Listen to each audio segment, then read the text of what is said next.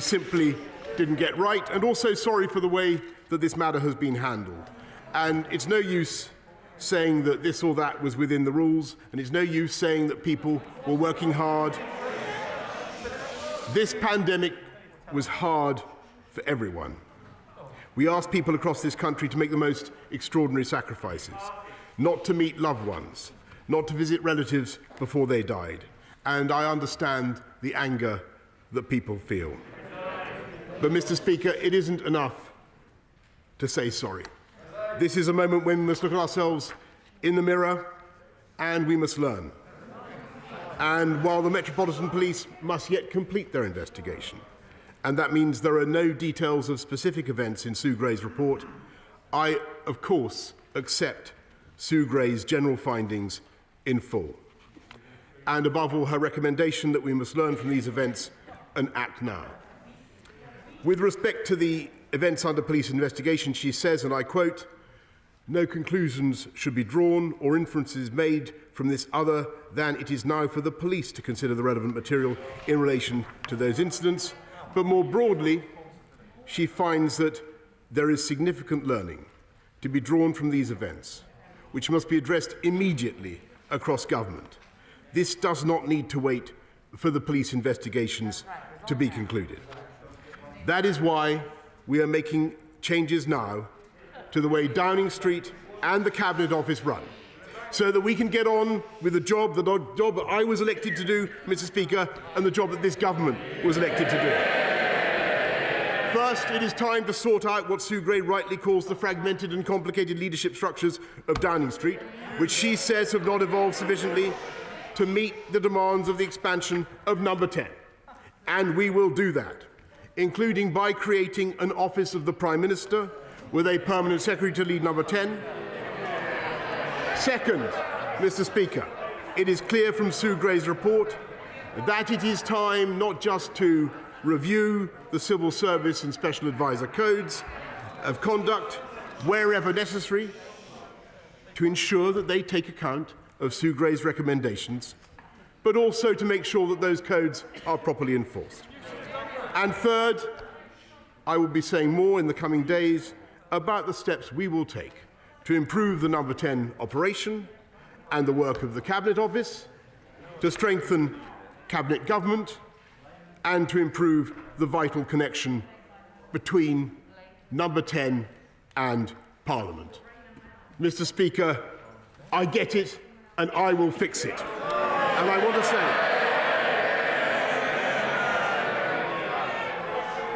want to say, to the people of this country, I know what the issue is.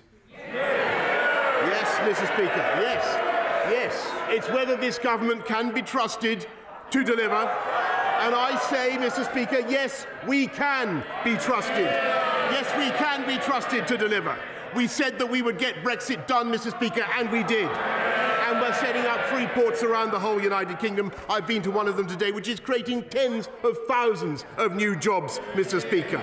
We said we would get this country through COVID, and we did. We delivered the fastest vaccine rollout in Europe and the fastest booster programme of any major economy, so that we've been able to restore people's freedoms faster than any comparable economy.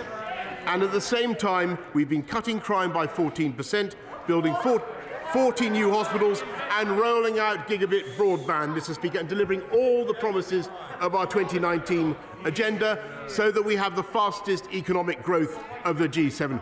We have shown that we have done things that people thought were impossible, Mr. Speaker, and that we can deliver for the British people. Mr. Speaker, I remind the benches opposite. The reason we're coming out of COVID so fast is at least partly because we doubled the speed of the booster rollout. And I can tell the House and this country that we are going to bring the same energy and commitment to getting on with the job, to delivering for the British people, and to our mission to unite and level up across this country, Mr. Speaker, and I commend this statement to the House. I now call Keir Starmer, the Leader of the Opposition. Thank you, Mr. Speaker. I'd like to thank Sue Gray for the diligence and professionalism with which she's carried out her work. It's no fault of hers that she's only been able to produce an update today, not the full report. The Prime Minister repeatedly assured the House that the guidance was followed and the rules were followed. But we now know that 12 cases have reached the threshold for criminal investigation, which I remind the House means that there is evidence of serious and flagrant breaches of lockdown, including the party on the 20th of May 2020, which we know the Prime Minister attended, and the party on the 13th of November 2020 in the Prime Minister's flat. There can be no doubt that the Prime Minister himself is now subject to criminal investigation. The Prime Minister must keep his promise to publish Sue Gray's report in full when it is available, but it is already clear that the report discloses the most damning conclusion possible. Over the last 2 years, the British public have been asked to make the most heart-wrenching sacrifices, a collective trauma, endured by all, enjoyed by none. Funerals have been missed, dying relatives unvisited. Every family has been marked by what we've been through. And revelations about the Prime Minister's behaviour have forced us all to rethink and relive those darkest moments. Many have been overcome by rage, by grief, and even guilt. Guilt that because they stuck to the law, they did not see their parents one last time. Guilt that because they didn't bend the rules, their children went months without seeing friends. Guilt that because they did as they were asked, they didn't go and visit lonely relatives. But people shouldn't feel guilty. They should feel pride in themselves and their country, because by abiding by those rules, they've saved the lives of people they will probably never meet. They have shown the deep public spirit and the love and respect for others that has always characterised this nation at its best. Our national story about COVID is one of a people that stood up when they were tested. But that will be forever tainted by the behaviour of this Conservative Prime Minister. By routinely breaking the rules he set, the Prime Minister took us all for fools. He held people sacrificing contempt. He showed himself unfit for office. His desperate denials since he was exposed have only made matters worse. Rather than come clean, every step of the way, he's insulted the public's intelligence. And now he's finally fallen back on his usual excuse. It's everybody's fault but his. They go, he stays. Even now, he is hiding behind a police investigation into criminality, into his home and his office.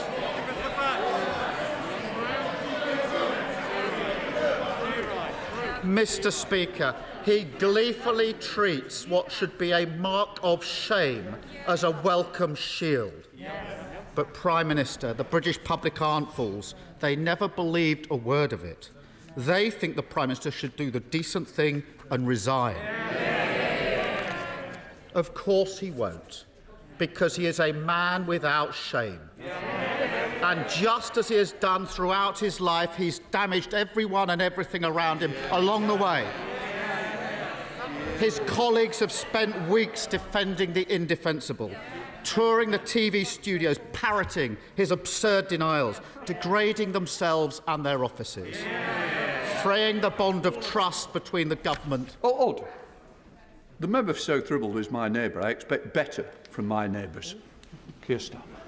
Fraying the bond of trust between the government and the public, eroding our democracy and the rule of law. Margaret Thatcher once said, "The first duty of government is to uphold the law. If it tries to bob and weave and duck around that duty when it's inconvenient, then so will the governed." Mr. Speaker, to govern this country is an honour, not a birthright. It is an act of service to the British people, not the keys to a court to parade to your friends.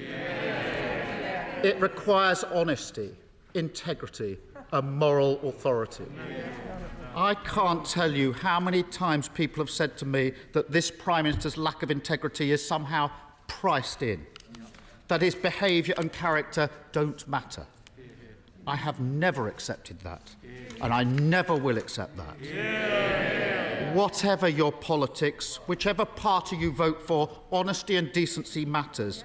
Our great democracy depends on it, and cherishing and nurturing British democracy is what it means to be patriotic. There are members opposite who know that, and they know the Prime Minister is incapable of it.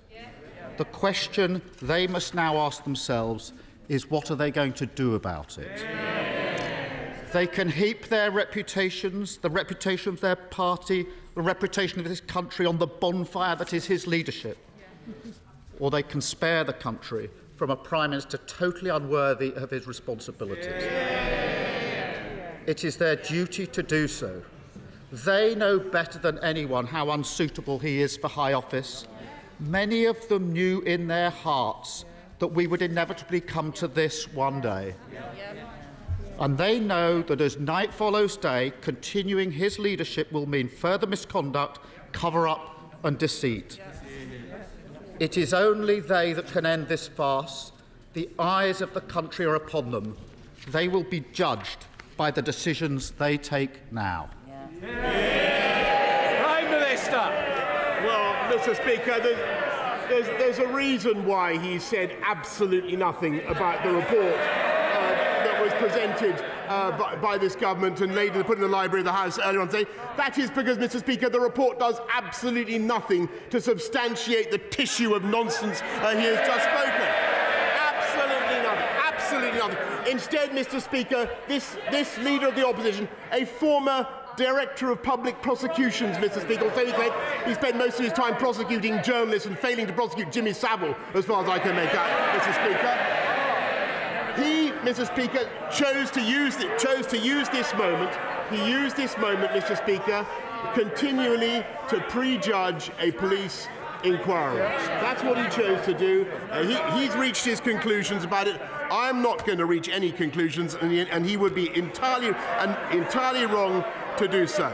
And I direct him again, Mr. Speaker, to what Sue Gray says in her report about the conclusions that can be drawn from her inquiry about what the police may or may not do. Now, Mr. Speaker, I have complete confidence in the police, and I hope that they will be allowed simply to get on with their job. And I don't propose to offer any more commentary about it, and I don't believe that he should either. And I must say to him that what I think the country, with greatest respect to the benches opposite, what I think the country want us all in this House to focus on is the issues that matter to them. And getting on, Mr. Speaker, with taking this country forward. And Mr. Speaker, today we have delivered yet more Brexit freedoms with a new Freeport in Tilbury, as I said, when he voted 48 times to take this country back into the EU. Mr. Speaker, we have the most open society, most open economy. Mr. Speaker, this is, I think, what people want us to focus on. We have the most open society, most open economy in Europe because of the vaccine rollout, because of the booster rollout, and never forget, Mr. Speaker, that he voted to keep us in the European Medicines Agency, which would have made that impossible. And today, Mr. Speaker, we are standing together with our NATO allies against the potential aggression of Vladimir Putin, when he wanted, not so long ago, to install a Prime Minister, as Prime Minister, a Labour leader who would actually have abolished NATO, Mr. Speaker. That's what he believes in. Those are his priorities. Well, I can say to him, he can continue with his political opportunism. We are going to get on, and I am going to get on with the job.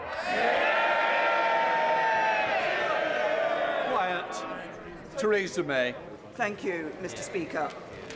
The COVID regulations impose significant restrictions on the freedoms of members of the public. They had a right to expect their Prime Minister to have read the rules, to understand the meaning of the rules, and indeed those around him to have done so too, and to set an example in following those rules. What the Gray report does show is that Number 10 Downing Street was not observing the regulations they had imposed on members of the public. So either my right honourable friend had not read the rules, or didn't understand what they meant, and others around him, or they didn't think the rules applied to Number 10. Which was it? Prime Minister! With great respect to my right honourable friend. It's a very important question. I want to hear the answer, even if other people don't. Prime Minister. No, Mr. Speaker, that is not what the Gray report says. It is not what the Gray report says. But if she, I suggest that she waits to see the conclusion of the inquiry. I now come to the Leader of the SNP, Ian Blackford. Thank you, Mr. Speaker. Can I say it's a pleasure to follow the former Prime Minister, and perhaps her behaviour in office, like many that went before her, was about dignity, about the importance of the office, of respect, of truthfulness. And the Prime Minister will be well advised to focus on those that have not dishonoured the office like he has done. Mr. Speaker, we stand here today faced with the systematic decimation of public trust in government and the institutions of the state, and at its heart, a Prime Minister being investigated by the police. So here we have it, the long-awaited Sue Gray report. What a farce. It was carefully engineered to be a fact-finding exercise with no conclusions. Now we find it's a fact-finding exercise with no facts. So let's talk facts. The Prime Minister has told the House that all guidance was completely followed. There was no party. COVID rules were followed, and that I believed it was a work event. Nobody believed him then, and nobody believes you now, Prime Minister. That is the crux. No ifs, no buts. He has willfully misled Parliament. It's bad enough. Order! Inadvertent misled the House would be acceptable. Misled the House is not acceptable. Withdraw inadvertently. The Prime Minister inadvertently told the House on the 8th of December that no parties had taken place, and then had to admit that they had. It's bad enough, Mr. Speaker, that the Prime Minister's personal integrity is in the ditch, but this murky business is tainting everything around it. It is our intention to submit a motion instructing the Prime Minister to publish the Gray report in full. Will the Prime Minister obey an instruction by this House to publish as required? Mr. Speaker, amidst allegations of blackmail by Tory whips, the members opposite have been defending the indefensible. Wait for the report, we were told. That's right. Well, here it is, and it tells us very little, except it does state that there were failures of leadership and judgment by different parts of Number 10. It states that some events should not have been allowed to take place. That is the Prime Minister's responsibility. If there is any honour in public life, then he would resign. Where is this? And he laughs. And the Prime Minister laughs. We ought to remind ourselves in this House that 150,000 plus of our citizens have lost their lives. Family members that couldn't be with them. And that is the sight that people will remember, a Prime Minister laughing at our public. I extend the hand of friendship to all those that have sacrificed. I certainly do not extend the hand of friendship to the Prime Minister, who is no friend of mine. Where is the shame? Where is the dignity? Meanwhile, the police investigation will drag on and on. Every moment the Prime Minister stays, trust in government and the rule of law is ebbing away. The litany of rule-breaking, the culture of contempt, the utter disdain for the anguish felt by the public who have sacrificed so much. What the public see is a man who has debased the office of Prime Minister, shrinked responsibility, dogged accountability and blamed his staff at every turn, presided over sleaze and corruption and tainted the very institutions of the state. In short, Mr. Speaker, this is a man. Well, they can laugh, but the public know. The public know this is a man they can no longer trust. He has been investigated by the police.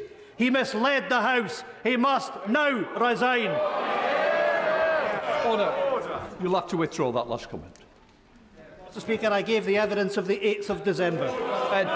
Order. You're going to have to withdraw misled. Mr. Speaker, the Prime Minister has misled the House. Unless you withdraw, I will have to stop, and that's not good. Just withdraw the words. I am standing up for my constituents that know that this Prime Minister has lied and misled the House. Give me the paper. Give me the paper. Inadvertently misled. I'll give you one more chance. As leader of the SNP, I don't want to have to throw you out. I'm going to give you this chance. Please. Please to power. That man has misled the House.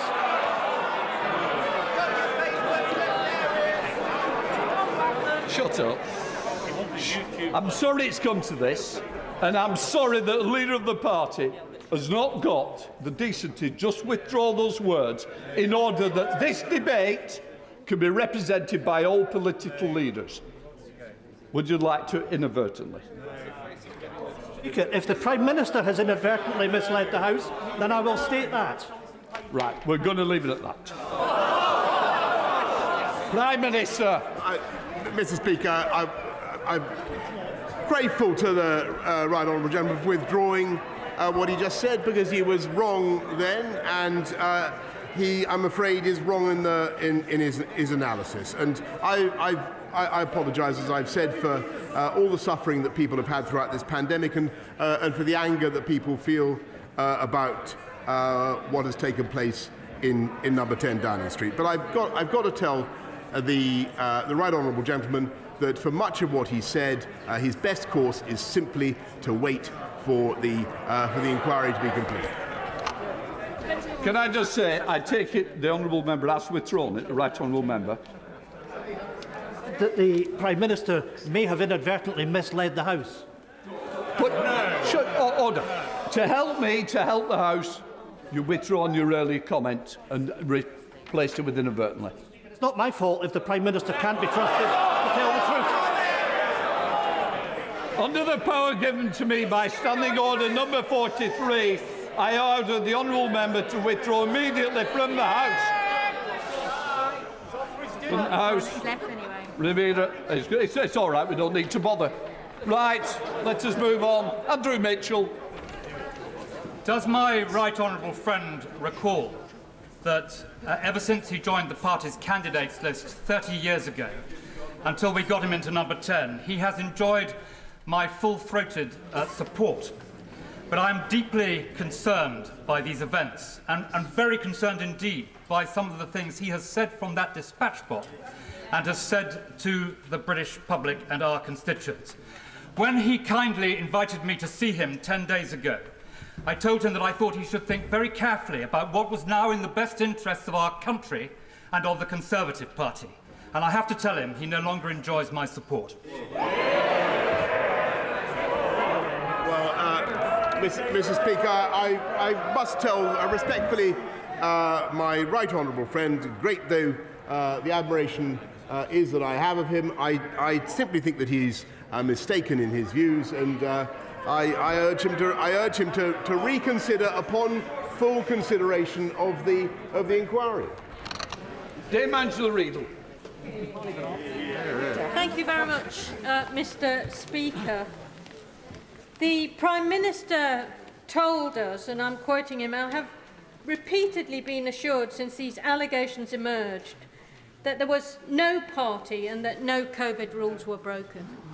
We now know that 12 of the 16 parties are subject to a police investigation, and that of the remaining 4, the Sue Gray report says that she's seen a serious failure to observe the high standards at number 10. She's seen failures of leadership, failures of judgment, and the Prime Minister thinks this is fine. So just how bad do things have to be before he takes personal responsibility, does what everybody in this country wants him to do, and resign? Mr. Speaker, what we are doing is taking the action that I've described to set up a Prime Minister's department to improve the operation of Number 10, and we will be taking further steps, Mr. Speaker, in the days ahead. Graham Stewart. Speaker, the inquiry has found there have been serious failings and has suggested there be changes in the way that Number 10 is run, and there's a real opportunity now to take forward this new office of the Prime Minister and ensure further improvements are made so that we can carry on delivering. Of course, what the parties opposite hate is the fact that this government will carry on delivering on the things that matter most to people, while also making sure that the governance within Number 10 is improved. I thank my right honourable friend very, very much. I think he's completely right. I do think that the opposition, of course, want to keep their focus trained on this. That's their decision. I think, Mr. Speaker, what the people of this country want us to do is to get on with the job that they want us to do, and that is to serve them, Mr. Speaker, and to stop talking, frankly, about ourselves. Mr. Speaker, there is no word in the English language for a parent who has lost a child. No equivalent of widow or orphan for that particular horror. It is a loss that is literally beyond words, a loss that hundreds and thousands of parents have tragically experienced during this pandemic. Many had to bury their children alone. Many couldn't be there with them at the end. Meanwhile, Number 10 parted. Does the Prime Minister understand? Does he care about the enormous hurt his actions have caused to bereaved families across our country? Will he finally accept that the only decent thing that he can do now is to resign? Mr. Speaker, I do care deeply about the hurt that is felt across the country about the suggestion that things were going on in Number 10 that were in contravention of the COVID rules. And I understand how deeply people feel about this and how angry that they are. And I've apologised several times, Mr. Speaker, but I must say that I think we should wait for the outcome of the inquiry before jumping to the conclusions that he has, and in the meantime we should focus on the issues that matter to the British people. Caroline Notes. Speaker, the public and this House have been frustrated by having to wait for Sue Gray, wait for the Metropolitan Police, and today the Prime Minister has announced his new office at Number 10. Please can he let this House know what specific structures are going to be put in place so that this House can hold it accountable? Well, Mr. Speaker, we will make sure that there's a new permanent secretary who will be accountable to me, and we will make sure that the codes of conduct that are applied both to SPADs and to civil servants are properly enforced, and of course all of that will be properly communicated to the House, Mr. Speaker, and what I want to see is much better communication and links between Number 10 and the entirety of the House of Commons, and we will do that. Sir George Howard. Thank you, Mr. Speaker. Yesterday, at the local Tesco store in my constituency, a constituent asked me, and it was in a tone more in sorrow than in anger, why doesn't the Prime Minister realise that as every day goes by, he damages the reputation of our country and abroad and around the world? Why, he said, doesn't the Prime Minister realise that? How would he respond to that constituent? Mr. Speaker, I think the reputation of our country around the world is built on the fastest vaccine rollout in Europe, if not in all major economies. It is built on having the fastest growth, therefore, in the G7, and it is built on our ability to bring our allies together to stand up against Vladimir Putin. That is what the world is focused on, that is what I'm focused on, and that, frankly, is what he should be focused on. Sir Bernard Jenkins. Thank you, Mr. Speaker. Can my right honourable friend, first of all, remind the Leader of the Opposition and the Labour Party that the backbenchers of the Conservative Party need no reminders about how to dispose of a failing leader. And can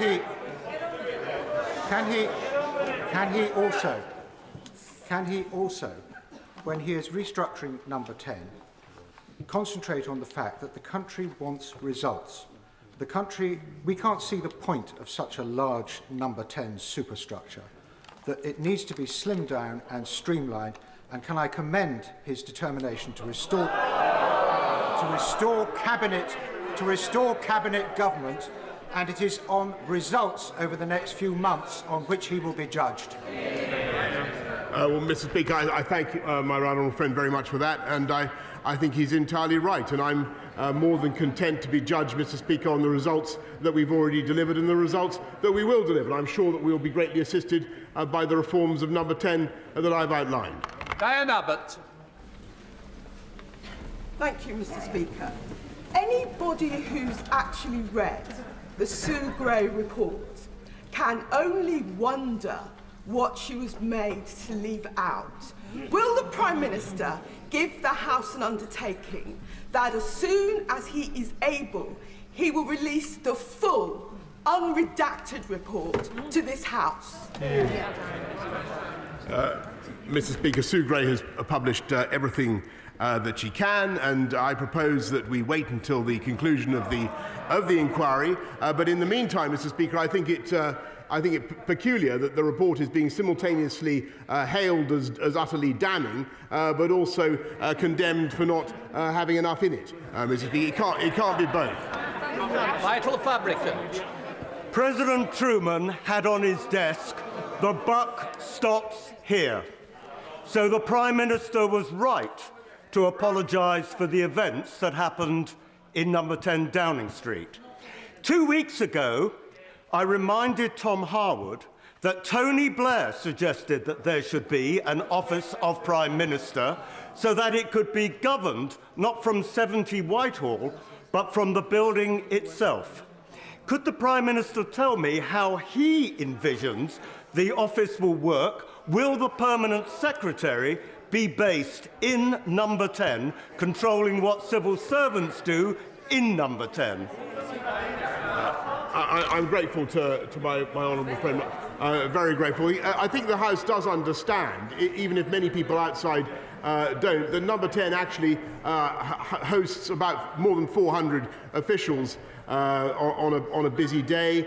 They have a huge amount to do, and we need to make sure. No, Mr. Speaker, they're working very hard. That's what they're doing. And we need to make sure that there are proper lines of authority and that we sort out the command structures, and that's what we're doing. Williams. Thank you, Mr. Speaker. Whatever the police decide, this update, severely limited as it is, would be enough to persuade any other Prime Minister to resign. This Prime Minister could resign and salvage for himself a crumb or two of honour, or he may try to delay and take his party down with him. So, Mr. Speaker, is it not clear that, with notable exceptions, his backbenchers should discover their backbones and sack him? Look, Mr. Speaker, I've answered several questions like that, and I must really ask him to look at the report properly and also to wait for the inquiry when it comes. Harper. Thank you very much, Mr. Speaker. We've been asked to keep some sense of perspective, and I think that's right. The question here is whether those who make the law obey the law. That's pretty fundamental. Many have questioned, including some of my constituents, the Prime Minister's honesty and integrity and fitness to hold that office. Now, in judging him, he rightly asked us to wait for all the facts. Sue Gray has made it clear in her update today that she couldn't produce a meaningful report with the facts. So can I ask the Prime Minister the question that the Honourable Lady, the member for Hackney North and Stoke Newington, asked him and to which he didn't give an answer? When Sue Gray produces all of the facts in her full report after the police investigation, will he commit to publish it immediately and in full? Mr. Speaker, what we've got to do, Sue Gray, is wait for the wait for the police to conclude their inquiries, Mr. Speaker. That is the proper thing to do. People have given all sorts of evidence in the expectation that it would not necessarily be published, Mr. Speaker. At that stage, I will take a decision about what to publish, Mr. Speaker. Thank you, Mr. Speaker. I imagine that I'm going to be asked to wait for something else.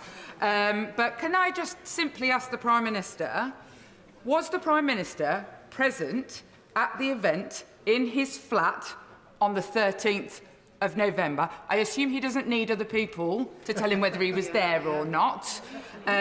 Was he at the flat event listed in the report on the 13th of November? Mr. Speaker, I'm very grateful to the honourable lady for inviting me to comment on something that is being investigated. But with great respect to her, I am simply not going to indulge in running commentary. She will have to wait, Mr. Speaker. Sir Robert Butland. Mr. Speaker, saying sorry is very important, but my right honourable friend will be judged by the deeds that he undertakes as a result. I heard today a proper acknowledgement that he needs to look in the mirror. And I'm glad to hear about reforms to the centre of government that I think are timely. In fact, they're overdue, as he knows from previous conversations I've had with him. But will he give me and the House this undertaking today, that in cooperating with the Metropolitan Police inquiry, he will show the appropriate tone and approach that I think the British public demand of him as a person of serious purpose who is up to the level of events. That's what we expect from him now, and that's what I'll be expecting him to do.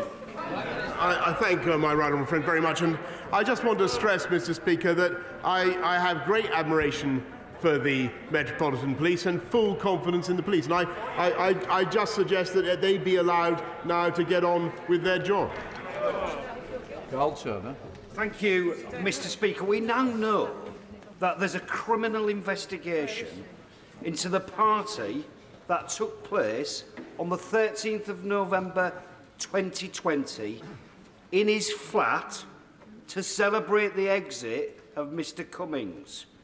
On the 8th of December last year, he came to that dispatch box and flatly denied the very idea that any such party had taken place. He's shaking his head in answer to my honourable friend, the member for Hornsey and Wood Green. He said it had not happened. Yeah. Now, he's inadvertently, Mr. Speaker, misled the House. So the very least he should do is get to that dispatch box and correct the record.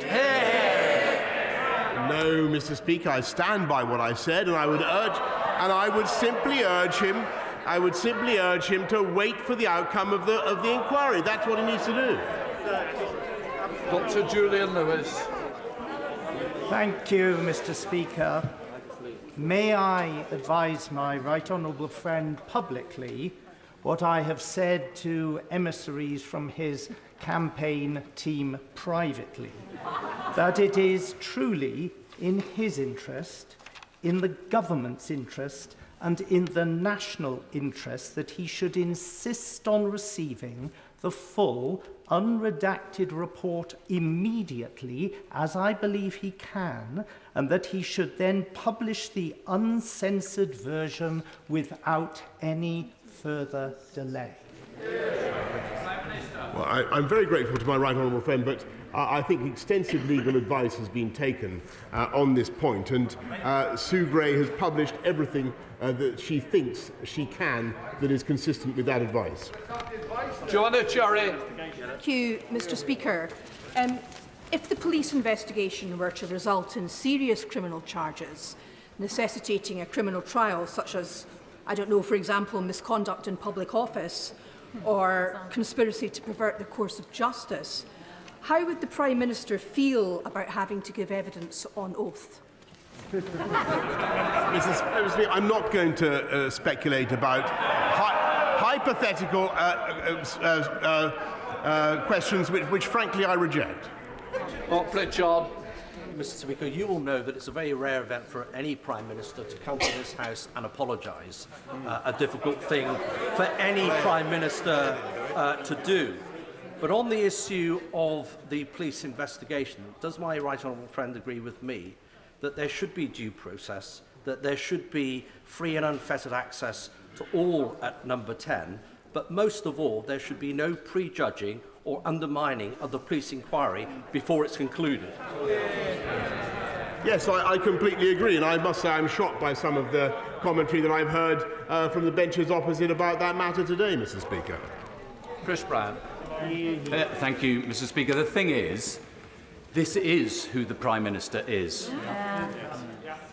A serious failure to observe high standards, failures of leadership and judgment, excessive consumption of alcohol in a professional workplace, gatherings that should not have been able to take place, staff too frightened to raise concerns, parties in his own private flat.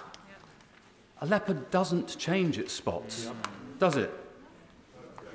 Every single one who defends this will face this again and again and again, because he still won't even admit to the House that when he came to us on the 13th of November and said the guidance and the rules were followed at all times, and on the 1st of December that all the guidelines were observed, that those things simply were not true. If he won't correct the record today, there's nothing accidental about this, is there? It's deliberate.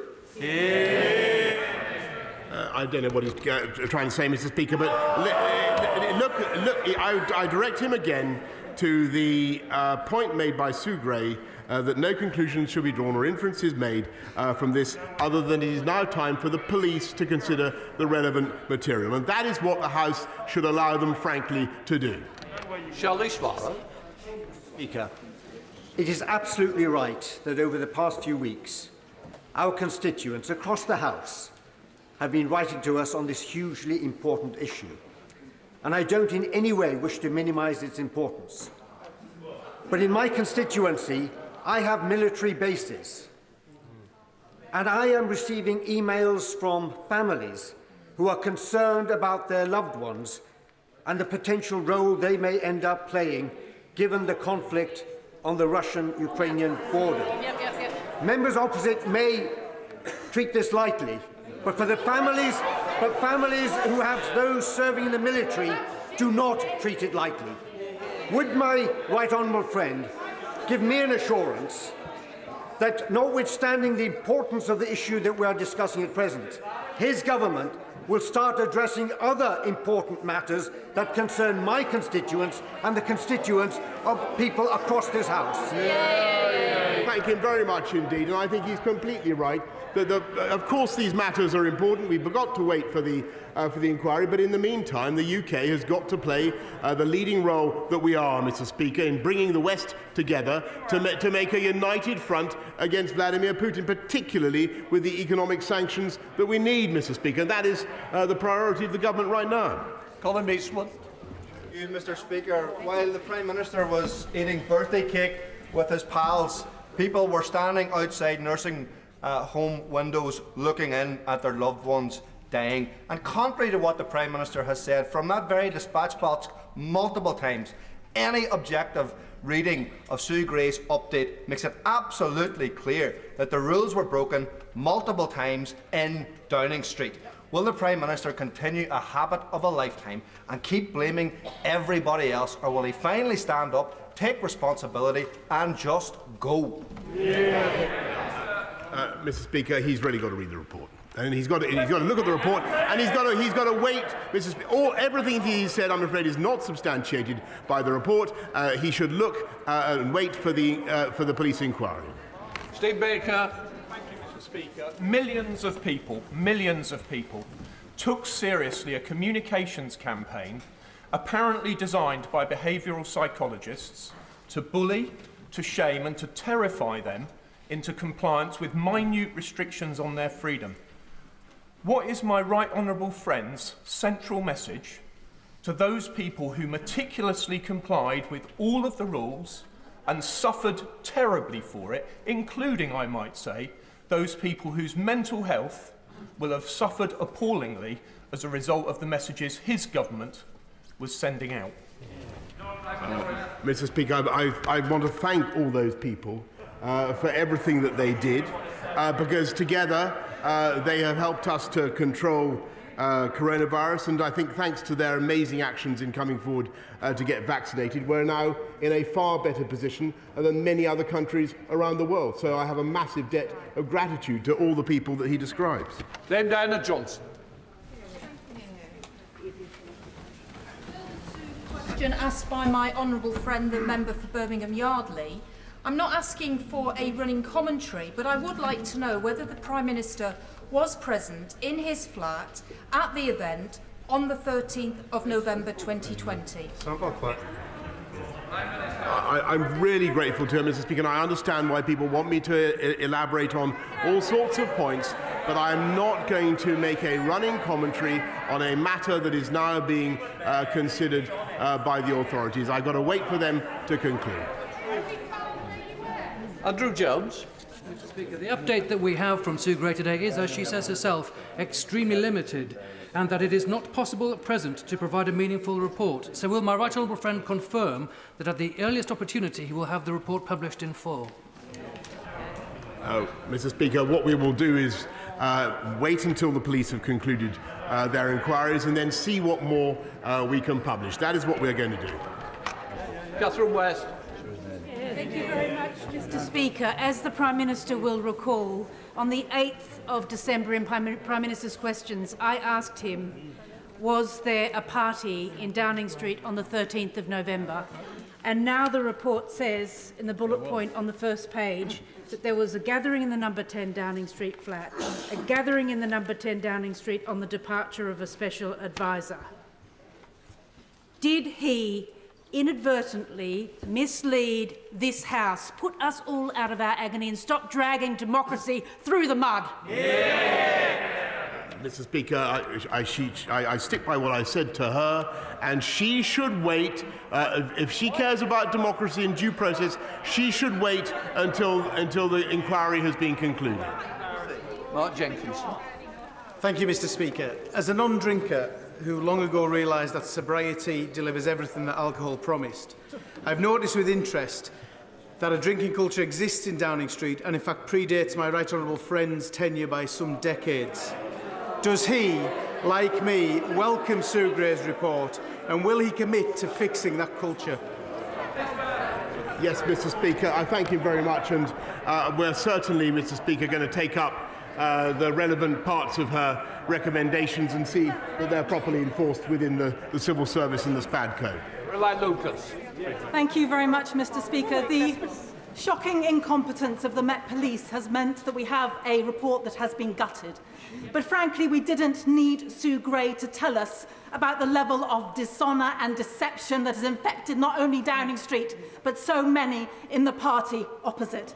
It has been excruciating to watch so many Tory MPs and ministers willing to defend the indefensible, calculating what's in their own party political interests rather than what's right for our country, complicit in the same decaying system where the pursuit of power trumps integrity. The Prime Minister is certainly a bad apple, but the whole tree is rotten and the whole country wants reform. Couldn't we make a start with a major overhaul of the ministerial code, given that its founding assumption that it could be policed by a Prime Minister of the day because they would be a person of honesty and integrity, that founding assumption has been so widely and comprehensively and utterly discredited. Mr. Speaker, of all the things that she just... We are reforming the ministerial code, but of all the things that I disagree with her about and what she's just said, I disagree with her most passionately in what she's just said about the police. I think they do an outstanding job. I think we should allow them to get on with that job, and I will await their conclusions. Thank you, Doyle Price. Thank you, Mr. Speaker. If I just draw attention to finding number 7 in this report, which documents that actually number 10 Downing Street has morphed from a small team in support of the Prime Minister to a self-indulgent bureaucracy all its own. And I personally am tired of reading Sunday newspapers which read officials briefing against ministers, delays by things being stuck in number 10 as I speak to ministers who are getting frustrated. So, could I ask my right honourable friend that as he institutes this review, call me old-fashioned, but ministers are accountable for decisions and that they're taken in their name, not flunkies in number 10, and will he ensure that reforms properly restore ministerial accountability? I thank her very much, and I very much enjoyed our joint trip to Tilbury this morning, and I can tell her that yes, I do think that it's vital, as Sue Gray says, that we learn from this and that we strengthen cabinet government and the principle of ministerial responsibility. Afzal Khan. Thank you, Mr. Speaker. I have spoken about my own experience of loss during the pandemic many times. I do not claim that my experiences are special. Indeed, they were all too common. But as a Member of Parliament, I have a responsibility to provide a voice for the bereaved families. Make no mistake, this report is utterly damning and suggests that the Prime Minister's and the government's actions were a risk to public health. How on earth can the Prime Minister stand there and justify this? Does he now accept that his actions were a complete and absolute failure of leadership and judgment? Mr. Speaker, I thank him very much, and I repeat what I've said, that I am deeply sorry for all the suffering there's been throughout this pandemic, whether of his constituents or anyone in the country. As to his points about what is in the report, I don't think his views are substantiated by what the report says, but I think he should wait to see where the inquiry goes, and that's what I propose to do. Susan Webb. Thank you, Mr. Speaker. Does my right honourable agree with me that those opposite have used far too much time, far too much parliamentary time debating this? And I can assure my right honourable friends that the residents of Stourbridge, they want the Prime Minister to focus on the matters that really they care about. Just a moment. In fairness, the Prime Minister has to come and make the statement. No, I'm not going to attack the Prime Minister for making a statement. I certainly wouldn't expect from his own side, Prime Minister. Thank you, Mr. Speaker. I think possibly what but I want to say how strongly I agree with nonetheless with my honourable friend, because yes, of course, it's vital that we make this statement. Yes, of course, it's vital that we learn from Sue Gray's report, and vital that we take action, Mr. Speaker, which is what the government is doing. But it's also vital, frankly, that we get on with the people's priorities, and that is what this government is also doing. Christian Matheson. Thank you, Mr. Speaker. So just to summarise, I didn't know there was a party. There was a party, but it was a work meeting, and there was a party, but I wasn't there. Why is it? The Prime Minister mentioned international negotiations. Why should anybody, any country, any government with whom we enter into negotiations deal at all and take any kind of word from a government that clearly acts with mendacity of forethought from start to beginning?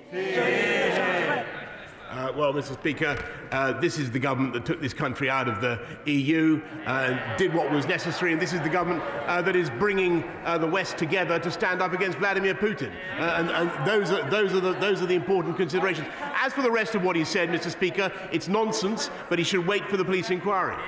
Holly Bobby-Croft. Speaker, my constituents in Scunthorpe are very keen to see the industrial energy prices fixed. Will the Prime Minister reassure me that he will not be distracted by any of this and that he will get on with the job and come forward with a solution to that issue?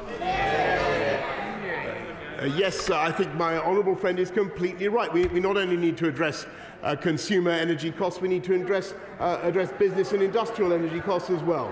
And I know that my right honourable friend, the Chancellor, will be bringing forward a package of measures as soon as he can. Kirsten Oswald. Mr. Speaker, during his statement, the Prime Minister kept referring to we when he talks about the sorry saga that Sue Gray has reported. But, Mr. Speaker, it's his rules, it's his rule breaking, it's his inability to tell the truth about it that's the issue. He is the Prime Minister.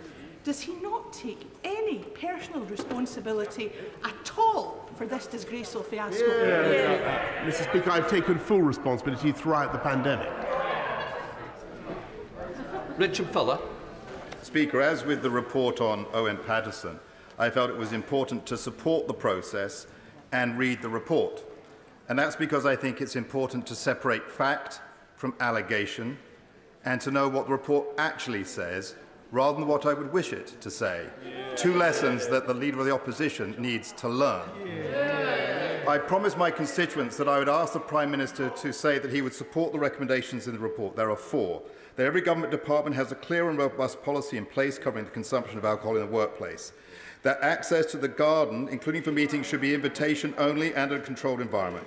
That there should be easier ways for staff to raise such concerns, basically whistleblowing, and that too much responsibility and expectation is placed on the senior official whose principal function is the direct support of the Prime Minister. Those are the facts and the findings of the report. Will the Prime Minister accept them in full? Yes, Mr. Speaker, I do. And as I've said to the House earlier on, I accept the findings of the report in full, the general findings, and we are immediately taking steps to implement the changes. Maria Riddle. The Prime Minister's just said he accepts the findings of the report. One of them says that there were failures of leadership and judgment by different parts of Number 10, the Cabinet Office, at different times. He provides the political leadership and the political judgment at Number 10. Does he accept his own personal wrongdoing and failings in this regard?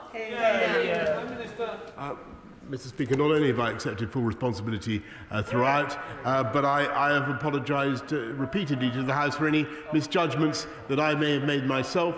But again, I must urge her to wait for the conclusion of the inquiry. Aaron Bell.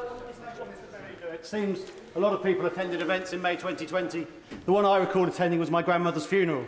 She was a wonderful woman. As well as a love for her family, she served her community as a councillor, and she served Dartford Conservative Association loyally for many years. I drove for 3 hours from Staffordshire to Kent. Only 10 people at the funeral. Many people who loved her had to watch online. I didn't hug my siblings. I didn't hug my parents. I gave a eulogy. And then afterwards, I didn't even go to her house for a cup of tea. I drove back 3 hours from Kent to Staffordshire. Does the Prime Minister think I'm a fool? No, Mr. Speaker, and I want to thank my honourable friend, and I want to say how deeply I sympathise with him and his family for their loss.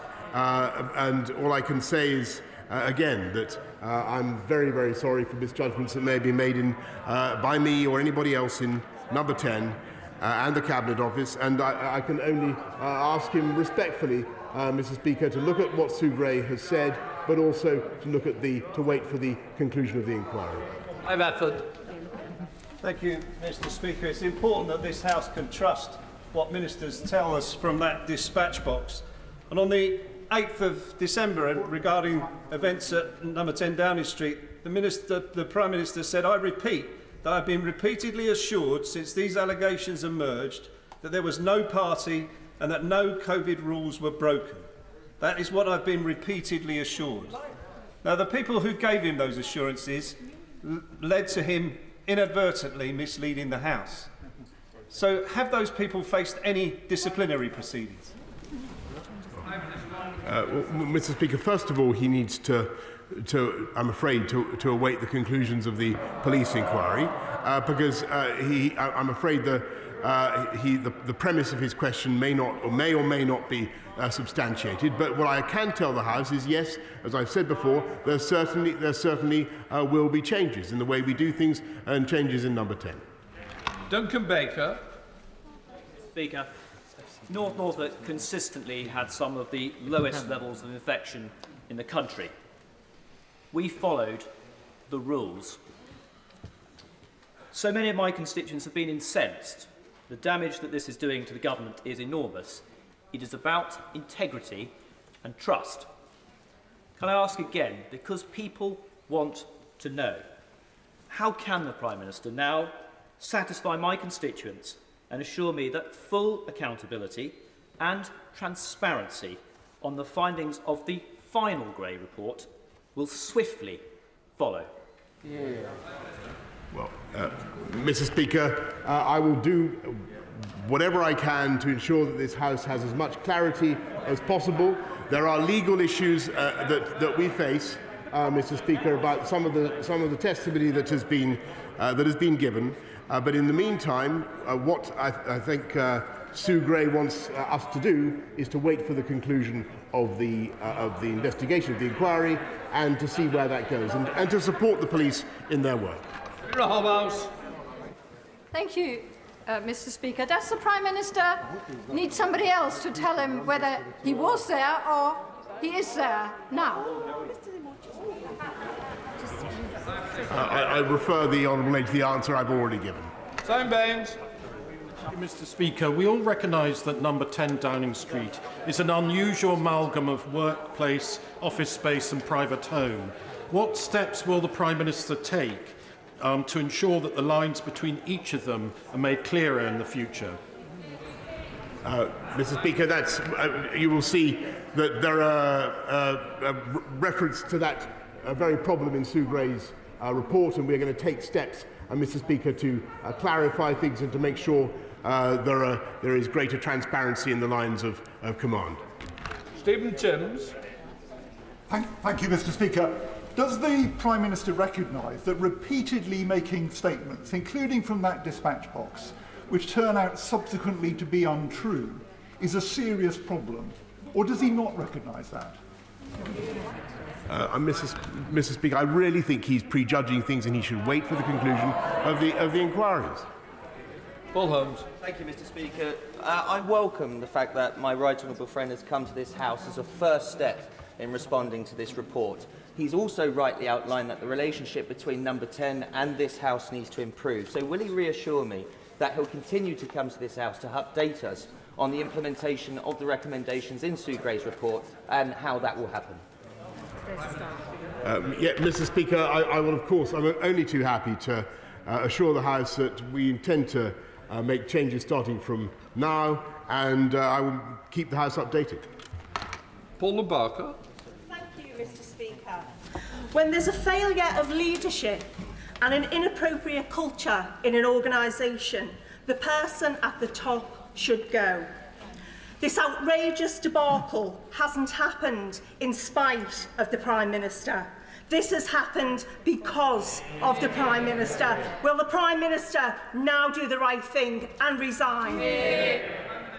Mr. Speaker, the answer is no, because I'm going to wait for the conclusions of the inquiry before any of the assertions that she's made can be established. Greg Smith.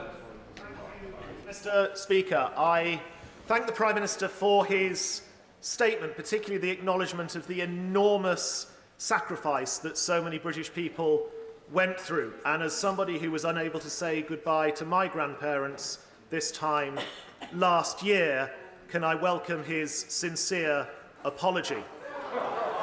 But as we wait for the Metropolitan Police findings, can my right honourable friend give me a categoric assurance that it will be full speed ahead on fixing the Northern Ireland Protocol, standing up for our friends in Ukraine and fixing the cost of living crisis? Yes, Mr. Speaker, that is exactly what this government is going to do, and nor will we be distracted for 1 minute. Wayne David.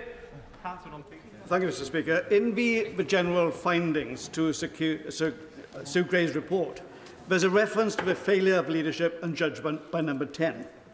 Does the Prime Minister accept that Sue Gray was largely referring to him?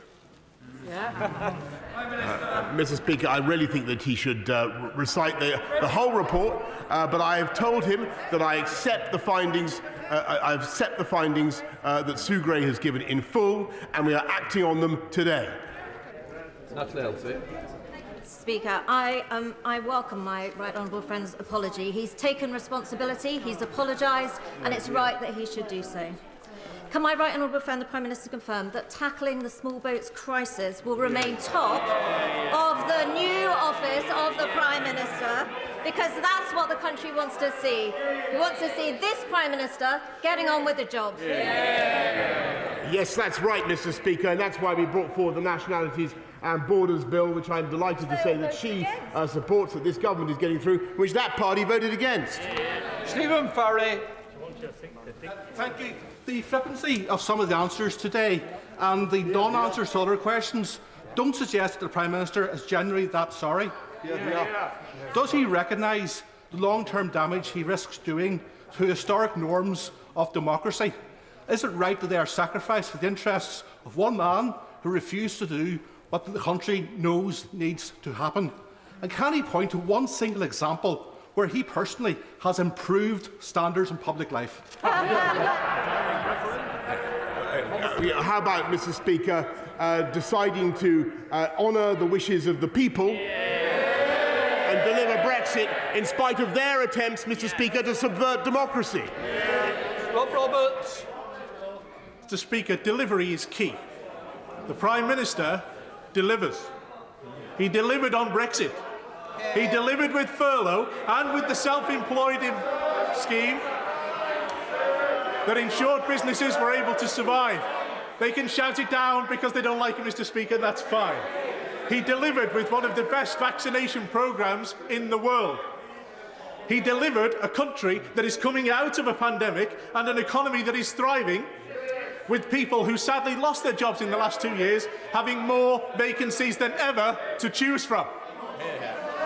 But nobody talks about those things, Mr. Speaker, because all sides of those things... Order.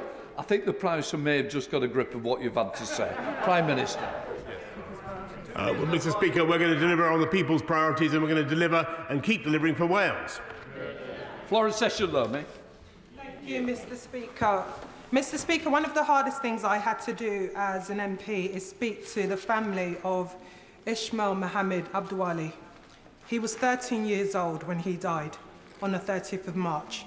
He was one of the youngest people to lose his life to COVID. I will admit, Mr. Speaker, when I spoke to his mother, I broke down on that call. Ishmael's family, like so many other constituents up and down in Vauxhall, followed the rule. Many of them were scared to go out. Many of them had to bury their loved ones without being there. Many of them walked past the COVID memorial wall in my constituency with that heart showing their loss. Does the Prime Minister now understand, and does he not feel ashamed that his actions have brought disrepute to the office that he holds? Mr. Speaker, of course I share the Honourable Lady's grief for Ismail. I sympathise with Ismail's family, and I understand the pain and loss that everybody's experienced throughout this country. Mr. Speaker, all I can say is that I will continue to do my best to fight COVID, as I have done throughout this pandemic, and to deliver for the British people. And I can't say more than that. Michael Logie. Thank you, Mr. Speaker. Mr. Speaker, running an office and having the required management expertise of running literally dozens and dozens of offices with hundreds and hundreds of people within is one thing. Running the country and getting the big decisions right are quite another. So can I welcome the Prime Minister's commitment to have a look at what is happening at number 10 and those management structures, so that we can deliver on the promises and the Brexit promises we gave the people of this country? I thank him very much, and that's why we're taking up the findings of the Sue Gray report. We want to make sure that number 10 works better, that the whole of the government works better. It's been focused very much on COVID, but we now need to deliver exclusively on the great priorities of the people. Anna Balda. Thank you very much, Mr. Speaker. Last summer, my team and I said goodbye to our colleague through the window of her hospice as she died of cancer. We didn't get to hug her, and we were just like many millions of people across the UK. We followed the rules, while he and his colleagues didn't. And it makes me sick to my stomach that we are not going to get the findings of this report because the police were so late to the party. The same Met Police who were happy to arrest women who were protesting the murder of Sarah Everard. And it makes me sick to my stomach that he does not understand the anger and fury and upset of millions of people across the UK, because sometimes, Mr. Speaker, an apology won't cut it. It's time for action. It's time for a clear-out. It's time for him to resign.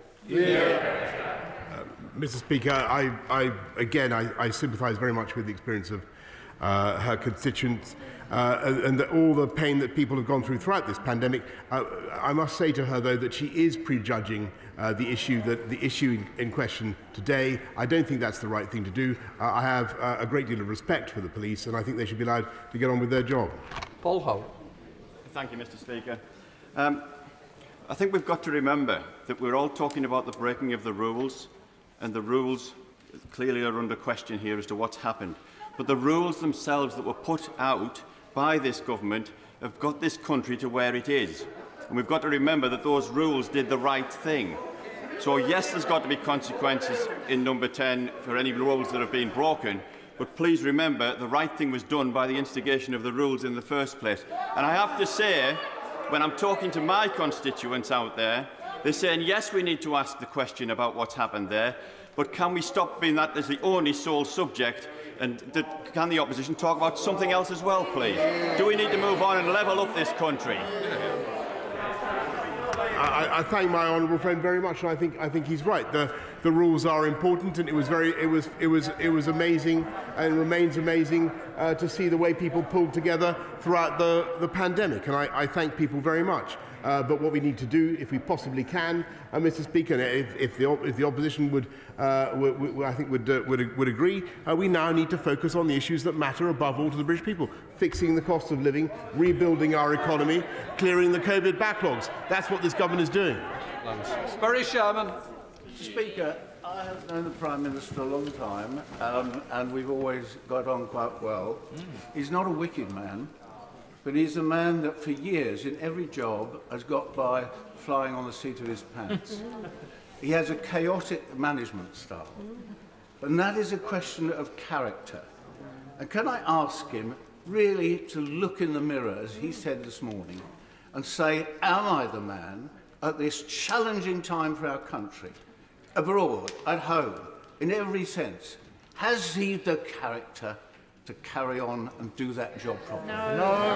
Yes, Mr. Speaker, because quite frankly, I think it was absolutely indispensable that we had a strong number 10 that was able to take us out of the EU in spite of all the efforts of the party opposite to block it. And not only that, Mr. Speaker, a booster and a vaccine campaign that were led by number 10 that have made a dramatic difference, not just to the health of this country, but to the economic fortunes of this country. And whatever he says about me and my leadership, that is what we have delivered in the last year alone.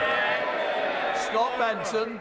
You, Mr. Speaker, when knocking indoors in Blackpool at the weekend, I spoke to Julie, who said this: this Prime Minister has had the most difficult job in living history. He's been dealing with a pandemic in which he nearly died. He's been dealing with the media who haven't forgiven him for delivering Brexit. And yet, he's been dealing with the media who haven't forgiven him yet for dealing with Brexit, and he hasn't had a chance to crack on and deliver yet for the British people on their priorities. The report today has come out. The Prime Minister has apologised. Let's allow him to get on and deal. He wants to hear it.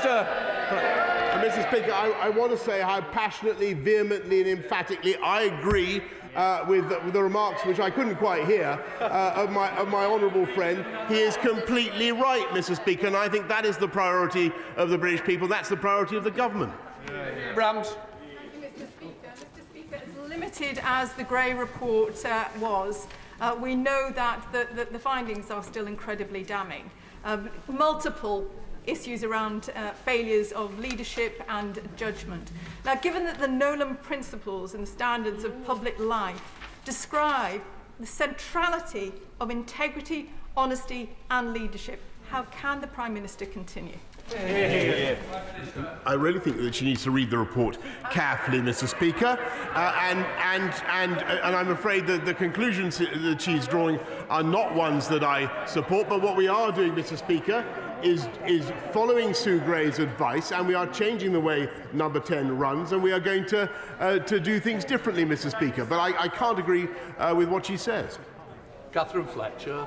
Mr. Speaker, on Saturday I was out and about enjoying ice cream in Lancashire, which I know you and your family do in some of the finest ice cream parlours in the north of England. And they said to me, he's a Wally, but 100,000 Russians have just turned up. What the bloody hell are we doing talking about cake? Does the Prime Minister agree with that statement? Mrs. Speaker, I thank her very much. I thank her very much, and I think that what the country needs and what the West needs. Sorry. Can I just say, if you don't want to carry on the question, I'm happy to pull stumps now. But if we are going to have questions, I'm going to hear the answers as well as the questions. Prime Minister. Standing up, mate, you're going to have to sit down for a bit. What the country needs now, Mr. Speaker, is a UK government working with our friends and partners to stand up to Vladimir Putin and to make sure that we have a strong package of sanctions, and that's what we're doing. Thank you, Mr. Speaker. The Prime Minister sets the culture at number 10. Why does he think that staff members there felt unable to raise their concerns about the bad behaviours reported today? Mr. Speaker, that is one of the recommendations of the Sue Gray inquiry that we are going to take up to make sure that nobody should feel that in number 10, and that's why we're going to review the code to ensure that nobody feels that they have any inhibition on coming forward with any complaint that they may have. Mr. Speaker, the Prime Minister and his allies are trying to distract and deflect from the truth. But here are the indisputable facts. The Prime Minister attended Downing Street parties. He told this House and the people that we represent that he attended no parties, and in fact that there were no parties. The rules were clearly broken. The ministerial code has been violated. So when will he stop insulting the intelligence of the British people and do the right thing and resign? Mr. Speaker, I really think she's got to let the Metropolitan Police get on and do their job. Brendan O'Hara. Mr. Speaker, does the Prime Minister not recognise that the public are rapidly losing faith in the institutions that they must be able to trust if our democracy is to survive? Because it appears that there is no individual, no organisation, no group or no force whose reputation won't be sacrificed on the altar of saving this Prime Minister. So can I ask the Prime Minister, does he consider the erosion of public trust in the foundations of our democracy a price worth paying to ensure his personal survival? Mr. Speaker, I believe that amongst the foundations of our democracy are due process and the rule of law and allowing the police to get on with their job, and that's what we're going to do. Luke Pollard. Thank you, Mr. Speaker. Part 4 of Sue Gray's report says that there is a culture of excessive consumption of alcohol, which is not appropriate. Is there also a culture of excessive drug taking in Downing Street? Prime Minister. Mr. Speaker, any drug taking would be excessive, and perhaps he should direct that question at the Labour front bench. Good question. Direct to it.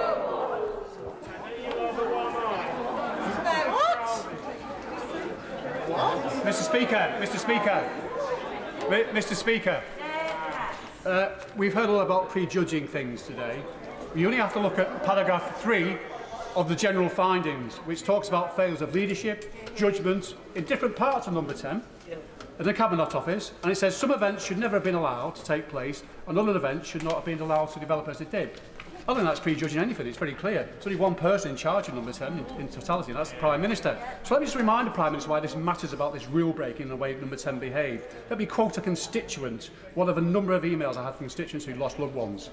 She said to me, "We received a call at 11:15 p.m. on the 29th of May 2020 saying Mum was deteriorating. Both my sister and I drove to the home and spent the night sat on a chair outside her bedroom window watching her die. All I could do was sob and shout to her and tell her that I loved her. I couldn't even hold her hand." That's why you should go, Prime Minister. Prime Minister. Mr. Speaker, I totally understand the feelings of his constituents, and I accept that things could have been done better in number 10, as I've told the House before. But really, I must ask him to study what Sue Gray has said, and we are acting on all her recommendations. Nadine Whittam.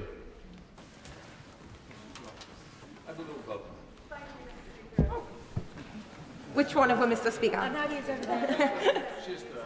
Nadine Whittam. Yeah, go on. Thank you, Mr. Speaker. Can the Prime Minister explain how changing the civil service hierarchy will prevent him from breaching the COVID regulations, as he has admitted in this House? When will he take responsibility for his own actions, stop hiding behind other people? My constituents don't want another government department. They want him to resign. Prime Minister. Mr. Speaker, she's wrong in what she said, and I direct her to what I've said earlier on. Thank you very much, Mr. Speaker. It's been further revealed that in April 2021, as the Prime Minister partied, he also swiftly rejected the idea of bereavement bubbles for those who'd lost loved ones, suffered miscarriages, stillbirths, or a child neonatal death. Far from getting it, he's deflected, laughed and smirked his way through this statement. He's a disingenuous man, isn't he? Yeah. Prime Minister. Mr. Speaker, no, this has been a harrowing and tragic experience for the entire country. We've done our best to deal with it. And as for what she says about what's been going on in Number 10, I ask her to look at the report, but also to wait for the police inquiry. Owen Thompson. Thank you, Mr. Speaker. Now, this afternoon we've heard the distraction, the deflection, there's confusion, and we can't even get the answers to the most simplest of questions about whether we can actually get the full report published when it's available. So, Mr. Speaker, could I ask the Prime Minister, is it the case now that we're looking at a situation of hobble hobble, quack quack? Prime Minister. Mr. Speaker, nothing would give me greater pleasure than to publish everything that we currently have. But the fact is, Mr. Speaker, that there are legal impediments and we have to wait until the police inquiry is concluded. Sir William Cash. Thank you, Mr. Speaker. I accept entirely what the Prime Minister has just said. It is absolutely essential that we wait. It's absolutely essential that we wait until we hear the next stage in these proceedings in relation to any future investigations. I'd also like to draw attention to the historic achievements of this Prime Minister in relation to not only delivering Brexit, but in relation to delivering the vaccine rollout and in relation to his dealings with Mr. Putin. And I believe that everybody should take that most firmly into account. I thank him very much, and I think he's completely right. He might have added, by the way, that we have the fastest economic growth in the G7, Mr. Speaker, thanks to the steps this government has been taking. Thank you, Mr. Speaker. We've established that there were parties. We are just really arguing about who is responsible. And as the Honourable Member for Thurrock said earlier, that's a minister. So if it's not him, is it the member for Surrey Heath or North East Cambridgeshire who should be facing the sack? Prime Minister. I remind the Honourable Lady what Sue Gray says in her paragraph 12. No such conclusion can be drawn so far, Mr. Speaker. She must wait. She must wait for the conclusion of the inquiry. Janet Davey. Mr. Speaker, the Prime Minister announced at the weekend that he would be calling President Putin to urge de-escalation of the situation in Ukraine. Yeah. The Mirror have just reported that today the call has been cancelled because he's been dealing with the Sue Gray report. So can the Prime Minister confirm that on a matter of such grave importance that this report is correct and that he will be speaking to Vladimir Putin as soon as he leaves the chamber? Prime Minister. Mr. Speaker, I will be speaking to President Putin as soon as I can. Leila Moran. Thank you, Mr. Speaker. I have read the report in full, and I think the most striking sentence was the one that there were failures of leadership and judgment in different parts of Number 10 and the Cabinet Office at different times. My constituents who've been writing to me whilst the Prime Minister has been speaking say that he should resign, but they also want to know the full facts. Once the Met has concluded why could he not then publish the full unredacted report? Prime Minister. Mr. Speaker, we'll have to see where the police get to. We'll have to see the conclusion of their inquiry. We'll have to see what the legal position is then, Mr. Speaker. Mohammed Yassin. Thank you very much, Mr. Speaker. My constituents are deeply troubled and angry by the frequent scandals engulfing the Prime Minister's administration. Because it's not just the Partygate and ongoing cover-up, but all the other things. The proroguing of Parliament, the treatment of the Queen, the 3.5 billion of chronic COVID contracts, the writing of 4.3 billion COVID loan fraud, and the Russia report, to name but a few. Sussex University researchers have warned that Boris Johnson's administration is more corrupt than any other administration since the Second World War. Does the Prime Minister know this, doesn't he?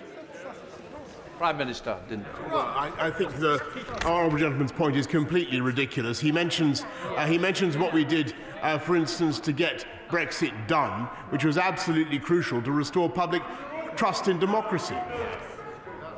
Richard Holden. Thank you very much, Mr. Speaker. Like me, many of my constituents have been appalled by the reports of what's been happening in Number 10 and will welcome the fact that my right honourable friend has come to the House today and has apologised in a first step to responding to this. Will he assure me that he will continue to keep the House updated on the implementation of the measures he is taking in the report? And also, will he ensure that there is full cooperation from the whole of the Number 10 team to the inquiries from the Met so they conclude as swiftly as possible? Prime Minister.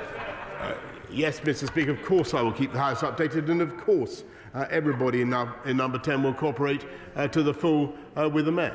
Thank you, Mr. Speaker. This is surely now a new low. A Prime Minister of our country forced to come here to the Mother of Parliaments and plead the fifth in a criminal investigation because he knows if the truth is told, it will incriminate himself. So let me just ask the Prime Minister a simple question. If he cannot get his facts straight about whether or not he was at a party in his own flat, how will anyone in this House ever believe a word he says again, and how will our partners around the world ever put their trust in him? Prime Minister. Mr. Speaker, I'm not going to dignify that question with an answer except to say that he's got to wait. Everything he said is completely prejudicial. Alan Brown. Mr. Speaker, I thought people of Lancashire were supposed to be straight speaking because I can assure people that my constituents are calling the Prime Minister a lot more than a wally, words I can't repeat. The reality is here we've got staff were too frightened to raise concerns about behaviour they knew were ongoing. Half the staff invited to bring your own booze party didn't turn up because they knew it was wrong, but yet the Prime Minister said he thought it was a work event and within the rules. His lack of leadership and judgment is also shown by the let the bodies pile high comment about a second lockdown. The one thing the leader of the Scottish Tories has said that is true is this Prime Minister is not fit for office. Now, given he'll do anything to save his own skin, does that mean the leader of the Scottish Tories is going to get binned as well? Prime Minister. Mr. Speaker, I direct him to what I've said earlier on. Mick Whitley. I think no one said in this House this afternoon that 155,000 people died of COVID. That's why we introduced the rules. But this is simply not the comprehensive report that the British public were promised for so long. But at least it's clear in its findings that there were serious failures, and I quote, to observe not just the high standards expected of those working at the House of Government, but also the standards expected of the entire British population at the height of the pandemic. Does the Prime Minister accept responsibility for his failure to live up to the standards which the rest of us were expected to uphold? Prime Minister. Mr. Speaker, Mr. Deputy Speaker, I take responsibility for everything that happened in Number 10 and that the government did throughout the pandemic. Harry Gardner. The Great Report is clear that there should be no excessive consumption of alcohol in a workplace. Can the Prime Minister therefore assure the House that his own consumption of alcohol was not excessive, and in particular that his judgment was at no time so clouded that he was in danger of telling the truth? Prime Minister. Mr. Speaker, I couldn't quite hear the end of the right honourable gentleman's question, but the answer is no. If he thinks I drunk too much, no. Alex Norris. Thank you, Mr. Deputy Speaker. The Prime Minister wants my constituents to suspend their disbelief and wait for the Met Police to report. In which case, will he at least give them clarity that should the Metropolitan Police issue him with a fixed penalty notice for participation at his party, he will resign? Prime Minister. Mr. Speaker, he really needs to wait and see what the Met decide. Andrew Gwynn. Thank you. We've had excessive whataboutery, bluster and bravado from the Prime Minister. I suggest to him politely that we need a lot more humility from him, given that whilst the Gray report might be paper thin, it's very clear in the serious failings at number 10. Fish rots from its head. Can I suggest to the Prime Minister it's not a new Prime Minister's office we need, it's a new Prime Minister. I hear him, and I simply repeat what I've said earlier on. I'm grateful to Sue Gray. We're taking action following her report, but he needs to wait for the conclusion of the inquiry. Patricia Gibson. Thank you, Mr. Deputy Speaker. Sue Gray has made it clear that this is not a report, but it's an update on the investigation into COVID breaches in Downing Street. Indeed, in her update, Ms Gray says she is extremely limited in what she can say and, quote, "It is not possible at present to provide a meaningful report." If it is the case that there's nothing to see here, move on, as the Prime Minister today is desperately trying to convince us, why has he repeatedly refused to commit to publish the full report even after the police investigation has completed? And what does it say about the benches opposite, those populating them, if they still genuinely think that he is the best amongst them to be Prime Minister? Mr. Speaker, that's not what I've said. Neil Coyle. Thank you, Mr. Deputy Speaker. The Prime Minister told Parliament and told the British people that there were no parties. We now know he attended several, including one at which he was ambushed with cake, in his most pathetic excuse yet. Given his previous statements, which we know to be patently false, how does he explain why this report says at least 12 parties in his home warrant police investigation? Prime Minister. Mr. Speaker, he's proved several times in that question that he hasn't got the faintest idea what he's talking about, and he should wait for the outcome of the inquiry. Rupa Huq. Mr. Speaker, the Prime Minister and his apologists up to now had explained these things away as one-offs, a work do, ambushed by a cake, all those kind of things. But this report makes clear that it was a repeated pattern of behaviour. The booze-ups after work that nobody else was having, all our constituents who followed the rules. So can I ask him as well, it also says that there's an investigation of a Downing Street party on the 13th of November 2020. Why did he tell my honourable friend for Hornsey and Wood Green on the 8th of December that no such gathering took place? And subsequently, he's told my right honourable friend, our leader, that anyone who from that dispatch box tells mistruths should resign. Is he a man of his words? Mr. Speaker, she needs to look at what I said, and she needs to look at the outcome. She needs to look at the outcome of the inquiry. Christine Jardine. Thank you very much, Mr. Deputy Speaker. The Prime Minister said in a statement earlier that he understands the anger of people in this country. But does he also understand that while they've been watching this, for many people in this country, their greatest fears about how this would be handled have been realised. They've seen an apology, yes, but obfuscation, delay, tinkering, rather than an acceptance of a responsibility. The Prime Minister says he wants to go on and deal with the important issues facing this country. Perhaps the only way we will be able to do that is for the Prime Minister to accept that he has become an obstacle to it and resign. Minister. No, Mr. Speaker, we're going to get on with the job. Jeff Smith. Thank you. Mr. Deputy Speaker, the Prime Minister was wrong in something he said earlier. The Sue Gray update can be both damning and incomplete. And most of us can only guess how much more damning the full report is going to be. And his colleagues should worry about that. But I think he knows how bad it's going to be because he knows what's gone on. So isn't that the real reason why he won't commit to publishing the report in full when the police have completed their investigation? Prime Minister. No, Mr. Speaker, he's totally prejudging the whole thing. He needs to contain himself. No, he needs to contain himself and wait for the police to complete their inquiries. Drew Hendry. Thank you, Mr. Deputy Speaker. The Sue Gray update is not the report that this House deserves. It is not the transparency that the public were expecting.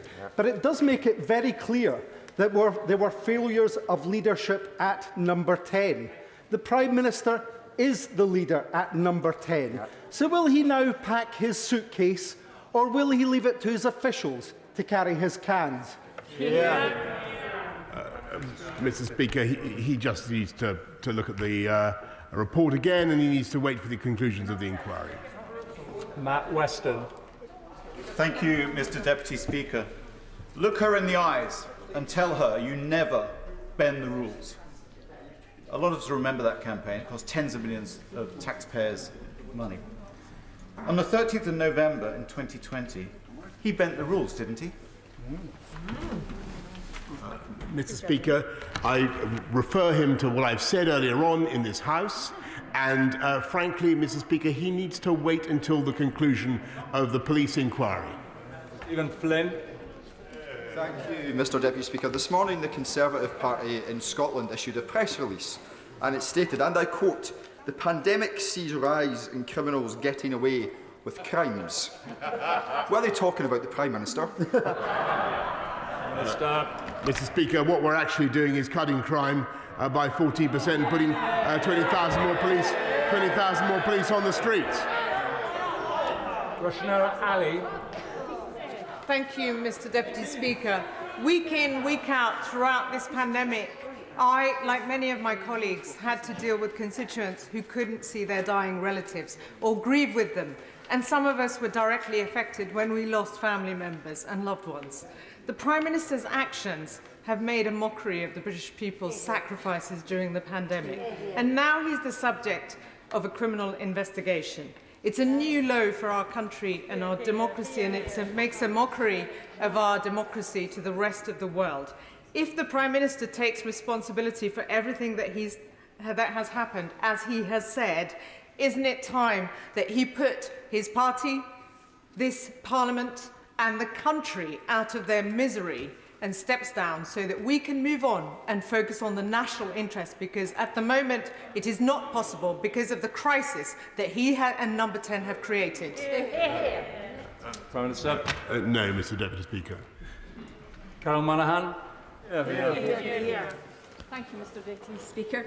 It's clear that the Prime Minister has used these parties, like many an under-par manager, to buy popularity and favour. Can the Prime Minister tell us if he's using the same techniques when negotiating treaties and trade deals with international leaders? Prime Minister. No, Mr. Deputy Speaker. Rachel Maskell. Thank you, Mr. Deputy Speaker. Today should have been about contrition and remorse, but it seems that the Prime Minister doesn't understand the meaning of sorry. Instead, it has insulted the people that have suffered and sacrificed for the last 2 years. One question that many people want to know is who is paying for these investigations, the police and Sue Gray's report, and who is paying for his legal advice? Is it the taxpayer? Prime Minister. I must say, I think that she's wrong in what she says. As for who is covering the police costs, the police are covering the police costs. Daisy Cooper. So Peter referred to this as the Gray report. When if he had read as far as the front cover, he would see it was called an update. It is because it is an update that it makes public trust in the Met's investigation even more important. The public must know that the Met will investigate without fear or favour. So can the Prime Minister confirm that not at any single stage anybody in Number 10 or the Cabinet Office has sought to influence the Met's decision on delaying its initial investigation, or was the delay a result of its own incompetence? No, Mr. Deputy Speaker, and the only people calling into question the Met's independence are, I think, the side opposite on her benches. Thank you. The Prime Minister has seriously misjudged the mood of the country, and indeed he has misjudged the mood of his own backbenchers. My constituent wrote to me devastated and upset. He couldn't see his disabled son, his elderly mother with dementia and his newborn child putting a serious toll on his mental health. Like millions across the country, he followed the rules, but the Prime Minister thinks he's above the rules. Instead, he blames his civil service and he restructures. Will he do the decent thing and resign? Mr. Speaker, I disagree with her profoundly, because I do understand people's feelings, and I do understand why this is so important for people. But I must say that I think the best thing now is for the inquiry to be concluded, and in the meantime for us all to get on with the work that I think everybody wants us to do. Marion Fellows. Thank you, Mr. Deputy Speaker, and I have enjoyed the exercise this afternoon. I've also wanted to enjoy the Prime Minister's answers to questions, but unfortunately he's duck-dived, he's done everything but answer questions about a party on the 13th of November, about whether he'll put out the final report. OK, I'll ask him one more. I asked already. If you get a fine, a fixed penalty fine from the Metropolitan Police after all this is over, will you pay it yourself or ask a Tory donor to pay it for you? Mr. Speaker, there's a process. We've got to wait for it to conclude. Barbara Keeley. Thank you, Mr. Deputy Speaker. Among those who were the most isolated during the pandemic were people with learning disabilities, cut off from visits from their families, not even allowed an advocate if they were admitted to hospital. For too many, restrictions to services and the awful isolation without visitors that the PM's rules expected them to follow were a matter of life and death. The mortality rate for people with learning disabilities from COVID was 8 times that of the general population. When he thinks about the damage done to all those groups who were so isolated and their families, and the serious failings of leadership and judgment in number 10 found by this independent investigation, how can he think his position is tenable? Prime Minister. Well, Mr. Deputy Speaker, she's entirely right about the suffering of people with learning disabilities, and indeed all vulnerable groups who are exposed to lockdowns for long periods. And that's why actually we worked so hard to make sure that we could get this country out of lockdown and keep it out of lockdown, and that was our objective. Stuart Hosey. Mr. Deputy Speaker, I don't need to wait for the full Sue Gray report, because this one tells me one important fact. There were a heck of a lot of parties. So can I ask there were a heck of a lot of parties, Prime Minister. So let me ask the Prime Minister, at which point during this catalogue of frivolity, while he was clearing last night's empty wine bottles off his desk before settling down to work the following afternoon, did he conclude that having one rule for him and another one for the general public was undermining his own health messaging and costing people's lives? Mr. Speaker, Mr. Deputy Speaker, the honourable gentleman is misrepresenting what Sue Gray says. He's also, perhaps inadvertently, but he's also completely misrepresenting what happened. Kim Johnson.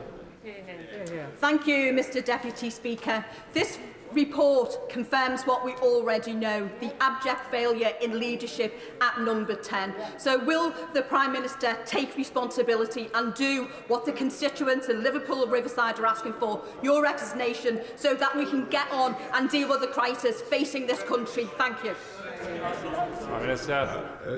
No, Mr. Deputy Speaker, I refer to what I've said earlier on. Justin Matters.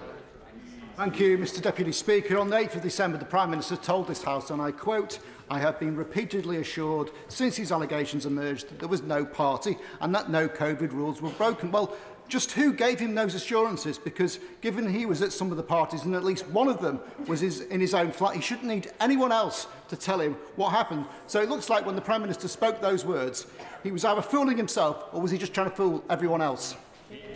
Mr. Speaker, he needs to wait and see. He needs to wait and see what the inquiry concludes, and that is what due process demands. And I stick, Mr. Speaker, by what I said.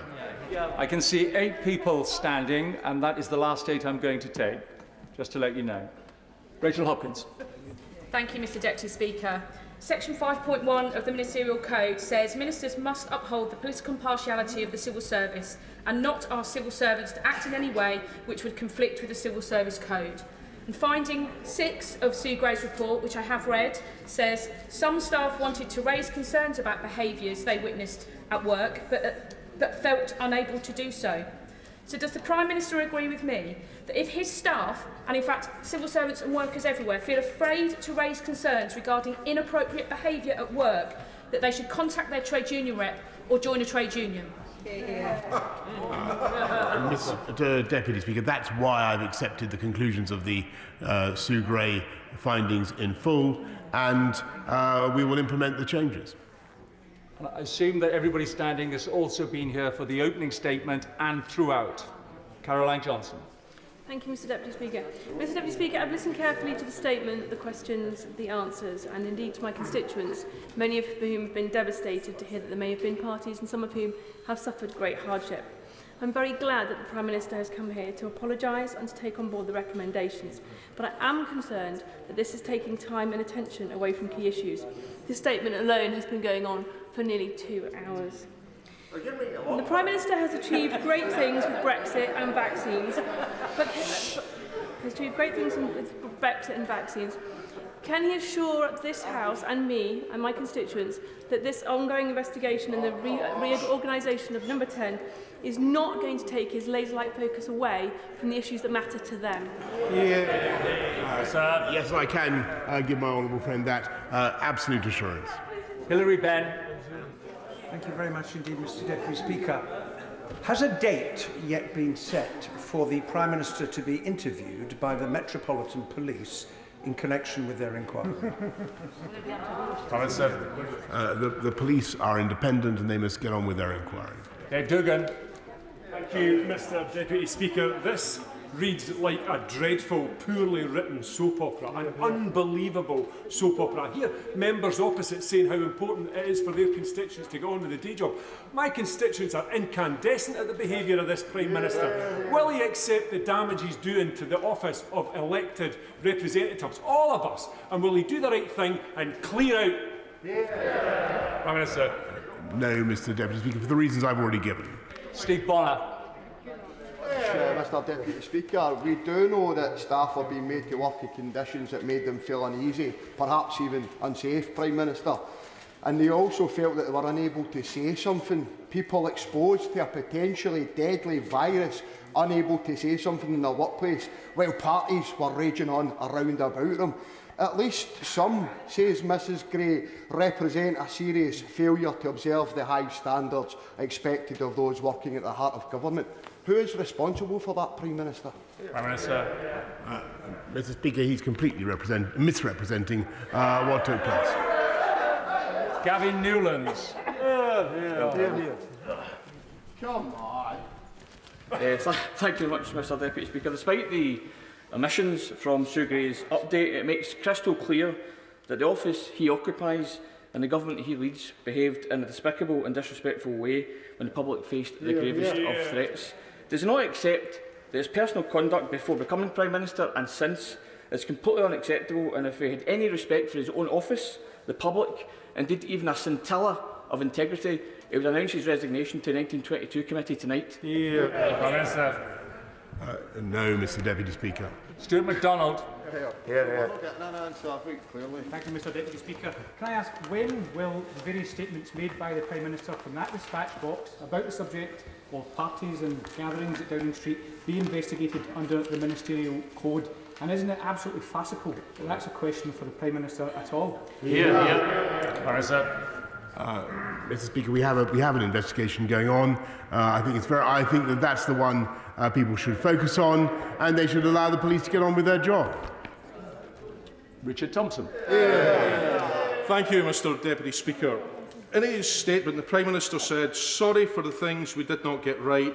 Sorry for the way this has been handled. A generic non-apology that will mean absolutely nothing to anyone that's heard it. But what I and millions of others want to hear is, apart from getting caught out in all of this, what is it that the Prime Minister is personally sorry for and genuinely regretful for in terms of his own conduct? And if he just resorts back to that tired, hackneyed form of words that he used to begin with, doesn't it just show that it's not a new office of the Prime Minister that we need? It's a new Prime Minister in office. Prime Minister. Mr. Speaker, I've repeated several times how sorry I am for any misjudgments that I made, and I continue to apologise for them. All I can say, Mr. Deputy Speaker, is that we need to get on and await the outcome of the inquiry, but allow the government to deliver on the priorities of this country, and that is to unite and level up, to continue to cut crime, to make colossal investments across our whole country, and that is what we are going to do. I'd like to thank the Prime Minister for his statement today and answering questions for just short of 2 hours. I'm just going to pause as people leave and others take their places for the next statement.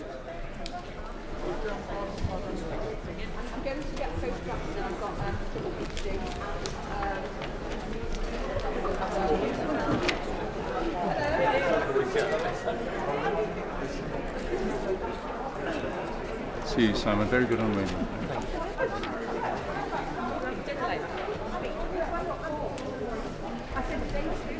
Order. We now come to the second of the 3 statements today, and we have the Secretary of State for Foreign, Commonwealth and Development Affairs, Liz Truss. Mr. Deputy Speaker, with permission, I would like to make a statement on what we are doing to tackle Russia's aggression against Ukraine. Moscow's malign intent is clear. They have massed over 100,000 troops on Ukraine's frontier. Russian forces are continuing to arrive in Belarus. It is only 8 years since Russia illegally annexed Crimea and stoked conflict in the Donbass region, so we know the danger is real. They have been pursuing a campaign of hybrid warfare aimed at destabilising the country. Just last week, we exposed the Kremlin's plans to install a puppet regime in Kiev. This threatening behaviour towards a sovereign, democratic, independent country is completely unacceptable. It is a clear violation of the commitments and obligations that Russia freely signed up to, from the OSCE Helsinki Final Act and the Minsk Protocols to the Budapest Memorandum, which guaranteed to respect the independence and sovereignty and the existing borders of Ukraine. The only way forward is for Russia to de-escalate, pull back its troops, and engage in meaningful talks on the basis of these existing obligations. That's why the UK is determined to lead the way through deterrence and diplomacy. The Prime Minister will travel to the region this week, and later today the UK will be joining discussions at the UN Security Council to apply further pressure on Russia to take the diplomatic route. I will be flying out to Moscow over the next fortnight. This builds on our campaign of diplomatic engagement over recent weeks and months. I have led calls through the G7, NATO and the OSCE to urge Russia to desist in its reckless and destabilising activities in Ukraine as well as Georgia, the Baltics and the Western Balkans. I've raised these issues directly with Russian Foreign Minister Sergei Lavrov.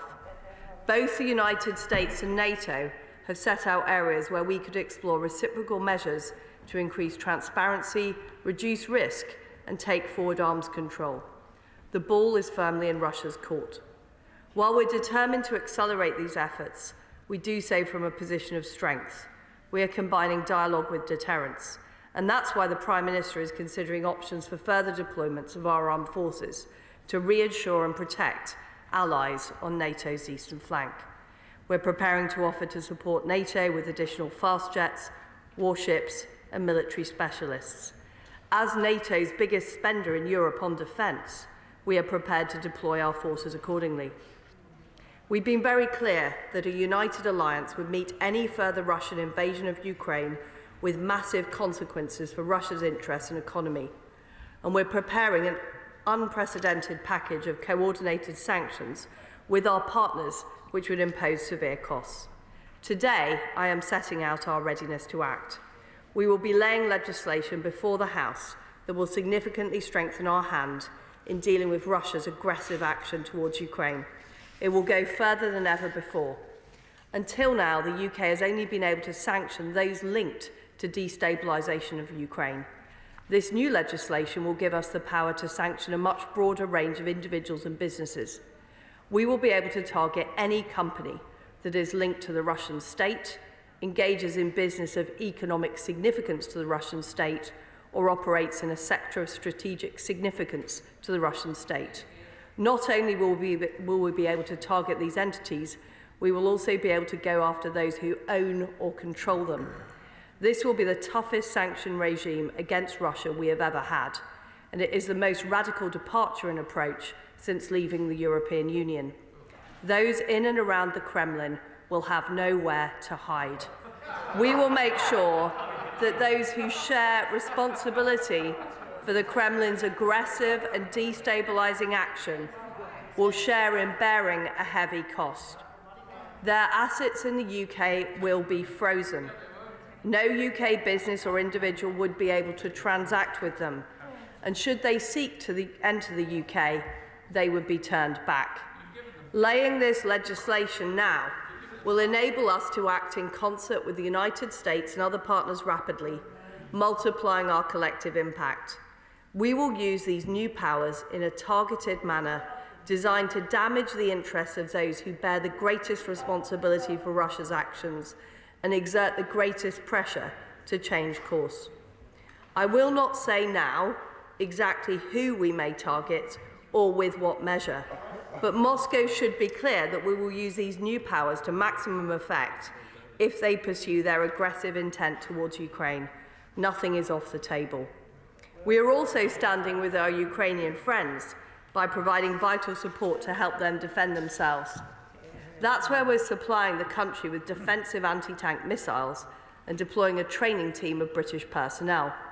We've already trained over 21,000 members of the Ukrainian army through Operation Orbital. And in addition, we're stepping up our investment in Ukraine's future, ramping up support for trade, up to $3.5 billion, including $1.7 billion to boost Ukraine's naval capability. We will continue to stand united with Ukraine. Mr. Deputy Speaker, it might seem hard to believe that in the 21st century, the citizens of a proud sovereign European democracy are living under the threat of invasion. We know from the lessons of history that this course of action would benefit no one. I do not believe that ordinary Russian citizens want to enter into an intractable quagmire of needless death and destruction that could rival the Soviet-Afghan war or the conflict in Chechnya. Indeed, we have no quarrel whatsoever with the Russian people, only with the policies pursued by its leader. It is time for the Kremlin to step back from the brink, to de-escalate and enter into meaningful dialogue. If they do not, they should be in no doubt we will be ready to use the powers I have set out today to maximum effect. We will join our allies and partners to ensure such reckless action will bring huge consequences at massive cost. We will defend freedom, democracy and the rule of law. I commend this statement to the House. David Lammy. Well, Mr. Deputy Speaker, can I thank the Right Honourable Lady for advance sight of her statement and for our discussions on this issue. I'm very grateful. Mr. Deputy Speaker, as we in the opposition have been clear since this crisis began, we stand in resolute support of Ukraine's sovereignty and in opposition to Russian aggression. We support the essential international diplomatic efforts to achieve de-escalation and the defensive support provided to Ukraine. I said in Kiev 2 weeks ago, and I say it again now, on these benches, we believe it is important to send a united message from the whole of the House. That is why we welcome moves by the government to lay the groundwork for a robust and extensive package of sanctions against Russia in the event of any incursion or attack on Ukraine. We believe these measures must be broad, severe and comprehensive. They must apply widely to crucial sectors of the Russian economy without gaps or loopholes. They must target corrupt elites who store their money in our country. They must target not just relevant Russian entities, but those who enable, who support, who service, who facilitate their activities. So can the Foreign Secretary confirm that UK subsidiaries of any new sanctioned targets would not be carved out of scope? We know that some oligarchs have used their wealth to seek influence and protect themselves from criticism. So can I ask for her assurance that these measures will be applied without fear or favour? Given these measures were pre-briefed and include broad categories of potential targets, can I ask her what assessment she has made of the risks of asset flight and what steps she's taken to protect against that? Mr. Deputy Speaker, these sanctions are conditional on Russians' actions. Their purpose is to form a serious deterrent which, when matched by unified action and the work of the G7, NATO and the OSCE, will make President Putin think again. But there is much more we must do irrespective of the decisions made by President Putin. Things that it should not have taken an army threatening Ukraine to put in place. Things the opposition have repeatedly urged the government to address. For years, the Labour Party and colleagues from across this House have raised the alarm about the role of dirty money in keeping Putin in power. Mr. Deputy Speaker, for too long our defences have been let down at home while the government looks abroad. Warning after warning, report after report, the government has been asleep at the wheel. London is the destination of choice for the world's kleptocrats. We are the home to the services and the enablers who help corrupt elites to hide their ill-gotten wealth. We have a system of corporate transparency that permits the products of larceny on a grand scale to be hidden under our noses. And the result is the embarrassing spectacle of President Biden being warned that the widespread presence of suspect Russian money in the UK could jeopardise Britain's response to this crisis. This is not a matter simply of individuals, though welcome though that is. It's about fixing a broken system, our openness to fraud and money laundering, our inadequate regulation of political donations, our lax mechanisms of corporate governance, our weakness to foreign interference. So can I ask the Right Honourable Lady, where is the economic crime bill the government just pulled?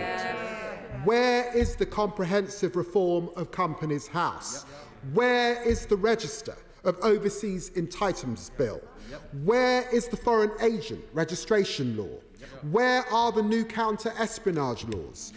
Where are new rules on political donations? Where is the reform of Tier 1 golden visas? Where is the replacement of the outdated Computer Misuse Act?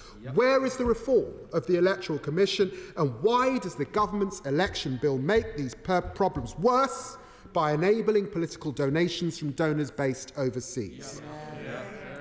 Mr. Deputy Speaker, the Right Honourable Lady's movement on sanctions is welcome. But there is much, much more to do. These steps at home are not distinct from sanctions or diplomacy abroad.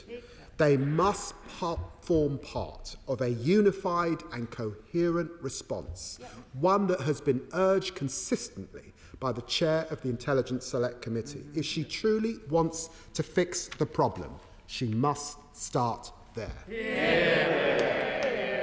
Foreign Secretary.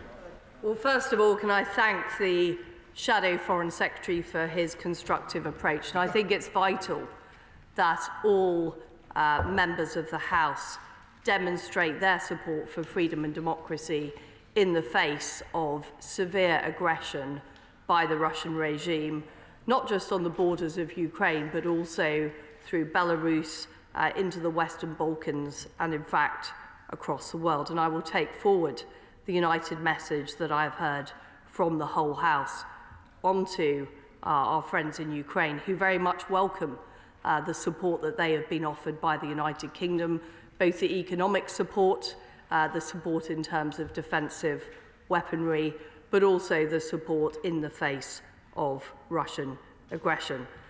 This package that we are putting forward in legislation will be in place by the 10th of February, so we are able to enact wide-ranging sanctions in broad categories that really target anybody that is providing strategic or economic support to the Russian regime. There will be nowhere to hide, and we will apply those sanctions without fear or favour. I am very clear about that. Mr Deputy Speaker, we've already taken steps to tighten up our regime on corruption and illicit finance through the Criminal Finances Act 2017, the global anti-corruption sanctions regime we've put in place. We're reviewing all Tier 1 visas granted before the 5th of April. And we will be introducing the Economic Crime Bill. The Prime Minister committed to that at the Summit of Democracies with President Biden at the end of last year. Let me assure the House that our priority is the defence of freedom and democracy. That comes before any short-term economic interest for our country, but also the whole of Europe. We must wean ourselves and others off dependence on Russian gas. We must target the criminal and corrupt money, and that is what we are determined to do with this extension of our sanctions regime, the most radical we have done yet. Tom Tugendhat. Thank you, Mr Deputy Speaker. It's a pleasure to hear from my right honourable friend, the Foreign Secretary, about the tightening of this sanction regime, something that she knows that the Foreign Affairs Committee has called for 4 years. It's extremely welcome that she's looking hard at dirty money, and I find myself in agreement with my right honourable friend, the member for Tottenham. The need to clean up the dirty money in our economy is not just about doing the right thing and standing up alongside the people of Ukraine. It's about standing up for the British people, defending ourselves against the corruption that flows through our system, making sure that our houses, our homes, are not being exploited to pay murderers on behalf of a dictator. This is not a foreign problem. This is a problem for the United Kingdom to deal with at home. And the strongest thing we can do to defend Ukraine is to defend ourselves against filth and corruption in our city. Secretary. Well, my honourable friend is right in the work that the Foreign Affairs Select Committee has done to champion this issue. This is why we are introducing a much tougher sanctions regime on Russia. And as I've said, we will be bringing forward the Economic Crime Bill to add to the work we're already doing to tackle illicit finance. Alan Smith. Thank you, Mr Deputy Speaker. I'm grateful also for sight of the statement, and we would support it. I've already said in this House that the SNP will be part of the coalition to defend Ukraine and indeed our democracy. So it's not a blank cheque, because we will want to see some details, but you can rest assured, Mr Deputy Speaker, that the SNP will stand behind these measures.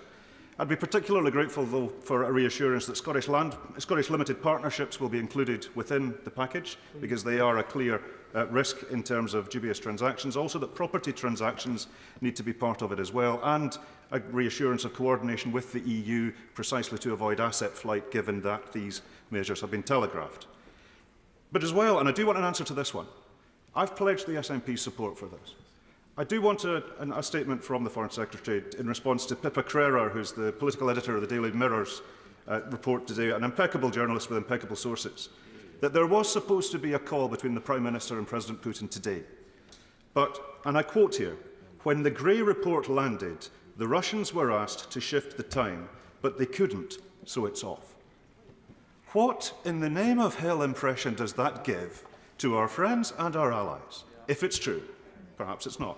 I'd be grateful for an assurance that it's not true, and if it is true, I'd be grateful for an assurance that that conversation will take place. Thank you. Foreign Secretary. I can reassure the honourable gentleman that absolutely nothing is off the table in terms of who and which organisations we will target with these sanctions. We're very committed to working with our partners, including the EU, and we had a big discussion at the G7 in Liverpool about the sanctions regime. I've had discussions since then with Joseph Borrell and my EU counterparts to make sure we're fully coordinated as well as with the US. And the Prime Minister will shortly be speaking to President Putin. And as I've said, I will be travelling to Moscow in the next fortnight to speak to my counterpart, Sergei Lavrov. Dr. Julian Lewis. Thank you, Mr. Deputy Speaker. Cutting out a cancer is both painful and dangerous. Is the Foreign Secretary aware that the previous Intelligence and Security Committee, in its Russia report, drew upon the expertise of Edward Lucas, who today has a comment column in the Times headed, "Britain has become addicted to dirty money"? May I suggest that if she wants to be sure that this cancer is indeed going to be cut out of the body politic and the wider country's economy, she could do far worse than to consult Mr. Lucas before she finalises her proposed sanctions and their structures? Secretary.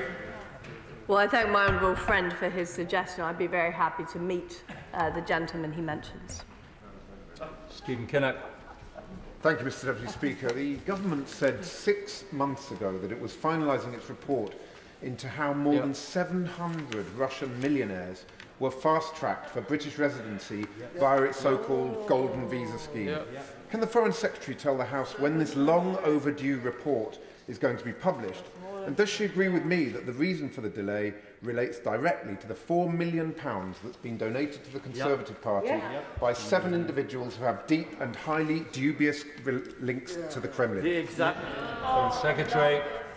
We are reviewing the Tier 1 visas that were granted before the 5th of April, and I'm sure the Home Secretary will have further to say about that in due course. Tobias Ellwood. Mr. Deputy Speaker, could I welcome both the statement and the wider steps the UK is taking to support Ukraine? My concern is that Western tactical responses are actually playing into Putin's own strategy. Seeking meetings with Putin, for example, actually plays to his self-importance. Any sanctions actioned will drive Russia ever closer to China, exactly what Putin wants to do. And sending NATO reinforcements around Ukraine, but not in it, is not the way to deter an attack. I worry that we are missing the bigger picture. Putin is using this Ukraine crisis to geopolitically realign Russia militarily, economically and geopolitically with China, with massive security implications for the West. Would my right honourable friend agree the only way to halt an invasion and check this dangerous trajectory is to support Ukraine militarily? This is our Cuban Missile Crisis. I encourage Britain to lead the call to deploy an offensive alliance and stand up to Putin's aggression. Foreign Secretary.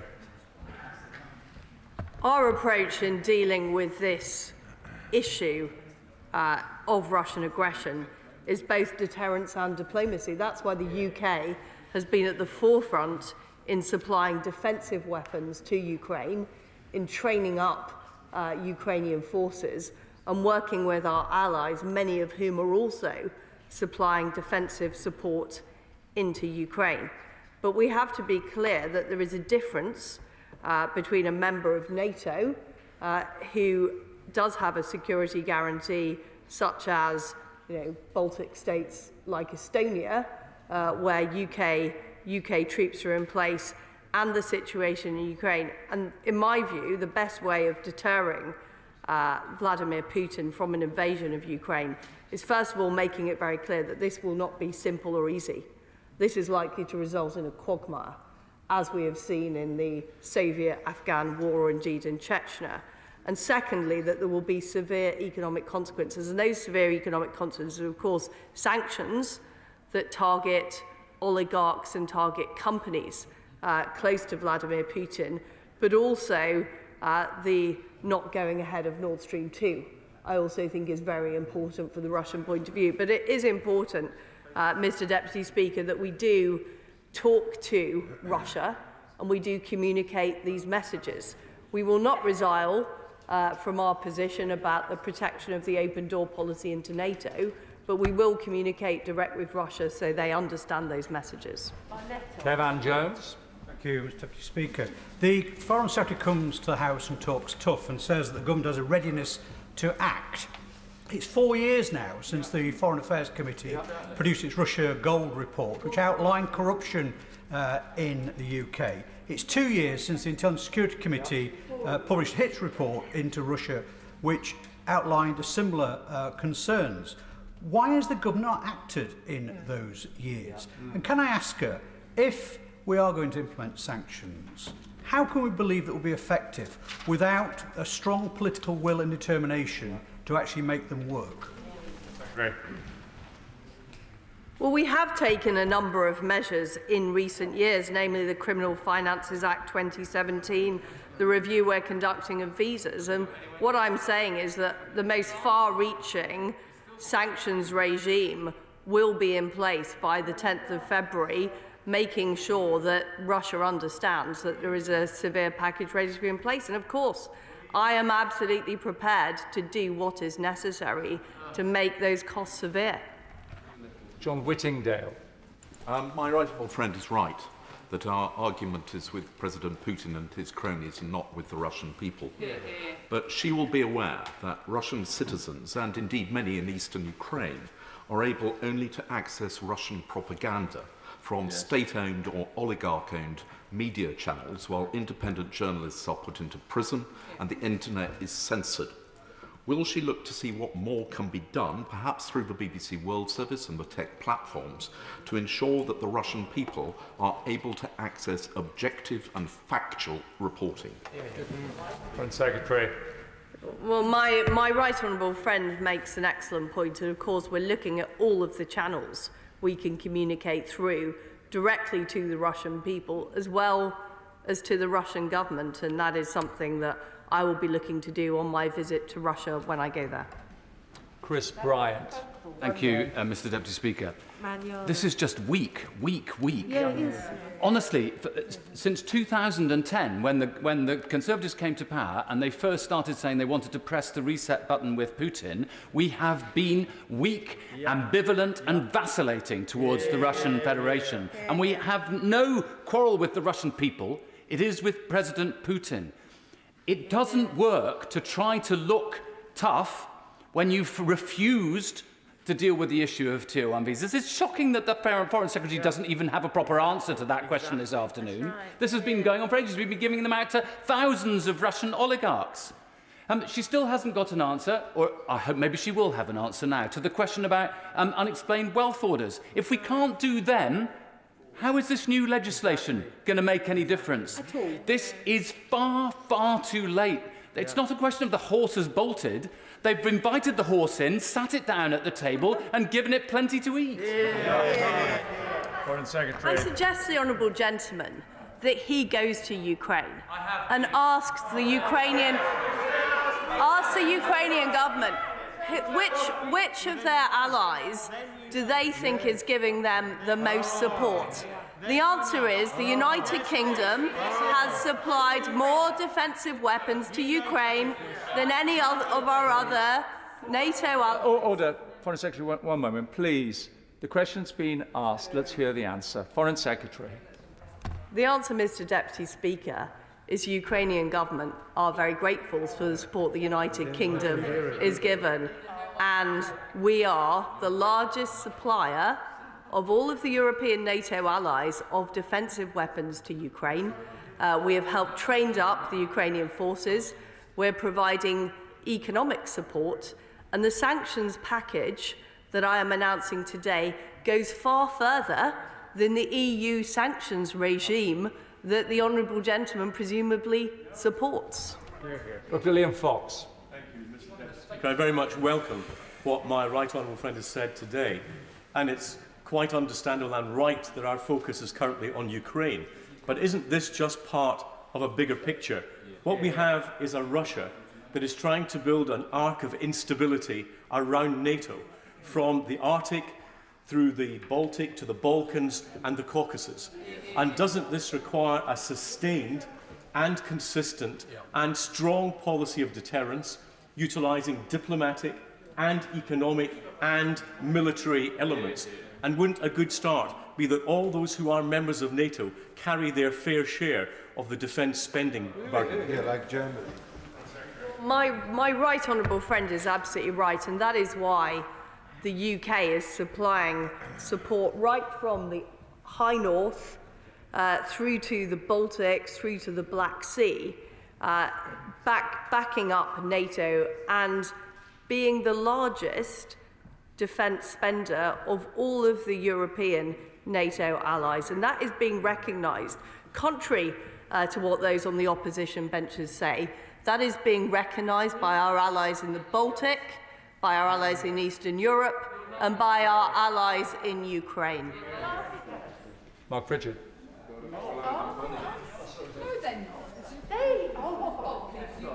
Oh, sorry, Mark, you have to wait one moment. I was caught up in the moment. Leila Moran. Thank you, Mr. Deputy Speaker. We can't sanction what we can't see. And while I welcome this statement, what I'd like some clarity on is whether or not this new legislation is going to finally include a register of beneficial owners for overseas entities, because the Foreign Secretary will know that many of these oligarchs hide their money, particularly in UK property. The press release from the FCDO says that it's going to leave them nowhere to hide. Or is this hole finally going to be closed? Good question. What the legislation we are putting forward is about being able to target entities and individuals that are of strategic or economic interest of Russian state. So it's broadening it out much more widely than before, where we would only be able to apply sanctions to those who are actively destabilizing Ukraine. So this is, we can target asset freezing, we can target the ability to enter the UK of those individuals and entities. The register of interest she's talking about is part of the economic crime bill.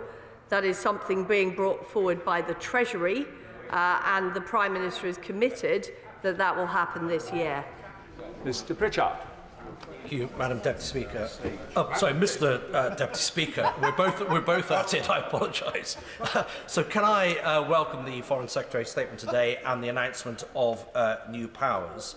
Long overdue, but I'm glad it's this government that's delivering, and delivering by the 10th of February. Can I say to her that this will also be welcomed by the Rada in Kiev and also by the government of Ukraine? Is it not the case that Ukraine is not NATO's border, it is not the EU's border, but it is democracy's border, and that is why Ukraine matters? And can I thank her for her good offices working hard, galvanising opinion both in Washington and across EU capitals to ensure that we have that strong defence, strong deterrence and strong diplomacy? Well, first of all, can I thank my honourable friend for his work as chair of the all-party Ukraine group. Ukraine is vitally important. It is a freedom-loving democracy in Europe. And if we don't work hard, which we are, to defend Ukraine from Russian aggression, that will simply encourage aggressors around the world. This is not just a regional security issue, important though this is, it's a global security issue. I'm grateful, Mr. Deputy Speaker. Like my honourable friend, I support much of what's in the statement, and the statement says that she won't name who or what may be targeted with sanctions, but can she clarify that whatever the new legislation looks like, it will enable the government to take action against Kremlin mouthpieces and outlets in this country, for example, RT UK? Well, as I've said, I am not going to talk about the individuals or entities that could be targeted, but it will be anyone who is of strategic interest to the Russian state or economic interest to the Russian state, and you can imagine that is quite a broad list of people and entities. Alex Shelbrooke. Thank you, Mr. Deputy Speaker. My right honourable friend will know very well that Kiev was the original capital of Rus and was an area of fabulous wealth and education until invaded by the Khans, and the Russians and the Rusians called them the Tartars. Now, there's many reports have come out of tens of thousands of Tatars have disappeared from Crimea, and this human rights atrocity is not being able to be properly investigated. So does my right honourable friend agree with me that we must try and find out exactly what has been happening to the Tatar population, and equally, for those who do not feel it is important or we should somehow let Russia have the Russian Empire, as President Putin outlined in his essay last year, that goes against every principle of freedom and democracy, of standing up to fascist governments who want to ethnically cleanse people over centuries of hatred.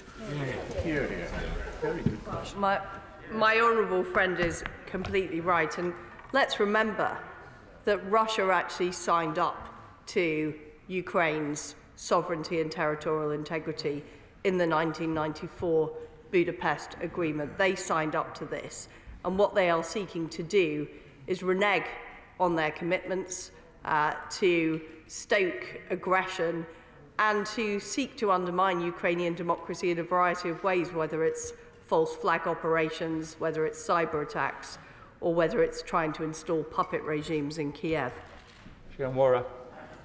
Thank you, Mr. Deputy Speaker. A few minutes ago, the Prime Minister stood at that dispatch box and said, in response to questions on Partygate, and I quote, "This is the government which is bringing countries together to stand up against Putin."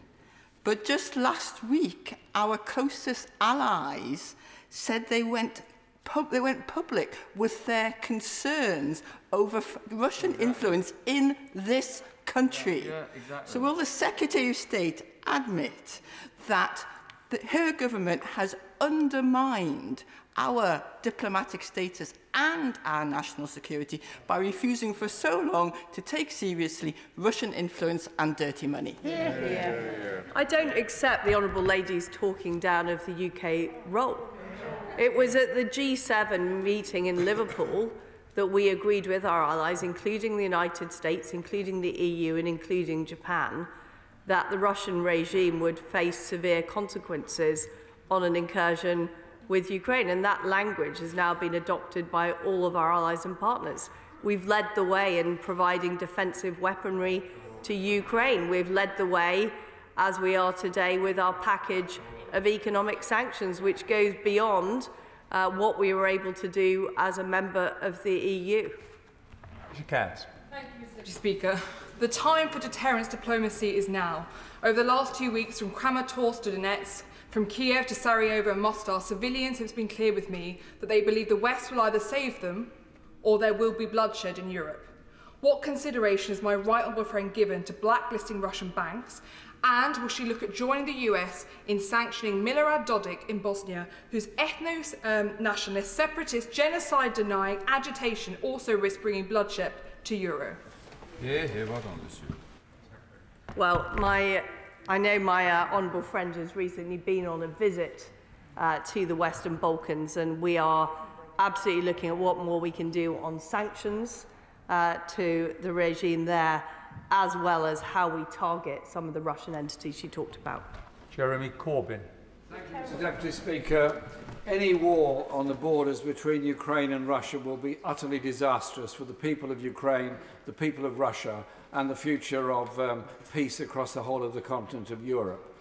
So when she travels to Moscow to have discussions with the Russian government, I hope she'll be able to reassert the agreements reached in the 1990s in recognising Ukrainian independence. But will she also try and take the whole thing a stage further and a new disarmament agreement with Russia, revisiting the previous agreements, and will she ensure that the British government, the British state, is represented at the Vienna Convention on Nuclear Weapons in the middle of March as a way of taking forward de-escalation of stress and threats, as a way of winding down the tensions on the border? Because if we carry on building up massive troops on both sides of the border, something awful is going to happen, and it will be very hard to get out of it. Let's be clear here, it's the Russian regime that have amassed the tanks and troops on the Ukrainian border. It is the Russian regime that have escalated aggression, not just towards Ukraine, but also through Belarus, and in the Western Balkans. And it's the Russian regime that needs to step back before they end up entering into what could be, and I do agree with the honourable gentleman on that point, a very serious quagmire with appalling consequences for the people of both Ukraine and Russia. And that is the point I will be making when I travel to Moscow in the next fortnight. Bob Seeley.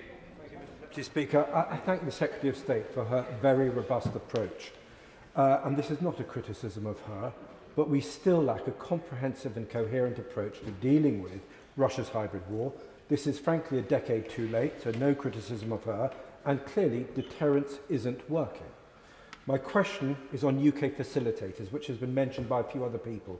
Does she understand how corrosive it is to have young UK service personnel, ordinary kids in uniform, in forward position in the Baltics, whilst a morally vacant and corrupted class in London of lawyers, bankers, reputation launderers and compromat-style private investigators coin it, serving the needs of a parasitic, murderous oligarch class who are part of a neo-fascist regime now threatening war in Europe? What are we doing about this corrupt facilitator class? Well, as I outlined earlier, we have taken action against illicit finance and corruption. We've established the National Cyber Security Centre. We're working very hard to support Ukraine on the cyber attacks they're facing from the Russian regime. And what I've announced today is a sanctions regime, which is by far the toughest sanctions regime that we've ever had against Russia. Hilary Benn. Thank you very much indeed, Mr. Deputy Speaker. The Foreign Secretary's announcement today shows that the government can act very speedily when it wants to. These measures will be on the statute book by the 10th of February. Can she therefore explain to the House why we are still waiting for all of the other measures that my right honourable friend, the Shadow Foreign Secretary, referred to in his response to the statement? Why can't those be acted on as speedily as the sanctions she's announced to the House today? Well, as I've said, we have put through the Criminal Finances Act 2017, our global anti-corruption sanctions regime. We're reviewing the Tier 1 visas, and we will introduce the Economic Crime Bill, which is something that Her Majesty's Treasury is working on. Daniel Kaczynski. Thank you, Mr. Deputy Speaker. The Foreign Secretary is absolutely correct in highlighting that our partners in Central and Eastern Europe, Poland and the Baltic states, recognise the leadership that Britain is providing with regards to these new tensions, but they also recognise the increasing divergence between London and Berlin in terms of how to tackle Russia over these nefarious behaviour. Will she agree with me that it's important now to go back to our German partners and re-emphasise the need for them to stop the Nord Stream 2 pipeline? It gives the Russians an umbilical cord to the heart of Europe. We import less than 1.5% of our gas requirements from Russia. The Germans import over 60% of their energy requirements from Moscow. I had a discussion with my colleague, Foreign Minister Baerbock, last week about precisely this issue, and I do welcome the statements from her and Chancellor Stolz on Nord Stream 2, being very clear that it won't go ahead in the event of a Russian incursion. We do need to reduce dependence on Russian gas. I welcome the work the United States is doing to look at how supplies can be augmented. We're working with partners across the Middle East. This is a strategic issue for Europe, and we do need to reduce dependence on Russian gas. There's no doubt about it. Anna McMorran. Thank you, Mr. Deputy Speaker. Over £4 million has been donated to Tory MPs, including to a quarter of the current cabinet by Russian-linked individuals. Grateful. Dirty money. Is this and this is from an evil regime? Is this why the government has so far failed to take the Russian threat to our democracy so seriously? Yeah. And how will what's announced today help? Yep. And also, will she pledge to this House to fly at least business class to Moscow in the next couple of weeks, instead of using £500,000 of taxpayers' money, as she did when she flew to Australia? We have government planes for a reason. It's for government ministers to use on government business. Thank you, Mr. Deputy Speaker. In addition to targeted sanctions against Kremlin-linked individuals, our friends and allies in the US Senate are considering 3 further steps. One would be to sanction Russian state banks to prevent the flow of foreign capital. Secondly, would be to have export controls on key technologies that are useful to the Kremlin. And thirdly, a number of senators led by Ted Cruz in the US Senate are proposing a return to sanctions against Nord Stream itself and related entities and individuals linked to the organisation. Will each of those be included in the bill that she intends to bring forwards? Well, as I've said, the legislation we're bringing forward is very wide-ranging and targets a number of sectors and interests in relation to the Kremlin. And I can assure my honourable friend that nothing is off the table. Ben Bradshaw. Thank you, Mr. Deputy Speaker. Our American allies have just issued an unprecedented rebuke to the British government, saying that any new sanctions will be worthless as long as London remains the main international laundromat for dirty Russian money. And I remember this Prime Minister tried to stop the publication of the Russia report and remove the whip from the Right Honourable Gentleman who now chairs the Intelligence and Security Committee when his own patsy candidate failed to get the job. I'm still not clear, though, whether she is reinstating the economic crime bill, because that's not been said on the record from the dispatch box before. If she is, can the Admirable Lord Agnew have his job back, please? So, as I have said already this afternoon, we remain committed to bringing in the economic crime bill, and the Prime Minister committed that would be done this year. Richard Drax. Thank you, Mr. Deputy Speaker. The right honourable friend from North Somerset rather took my thunder, but it's such an important point I'd like to raise it if I can reiterate it. If ever there was a reason to take a fresh look at NATO and its role and responsibilities, this threat by Russia of invasion in Europe must be it. Can my right honourable friend tell us, are the other NATO countries that are not spending 2%, has she spoken to them? Has she given the reassurance that they will spend 2%? And if they haven't, what does she intend to do to make them spend 2% of their GDP? We are already spending more than 2% of our GDP. We're the largest European NATO supplier of troops and security around Europe, and we want to see others step up.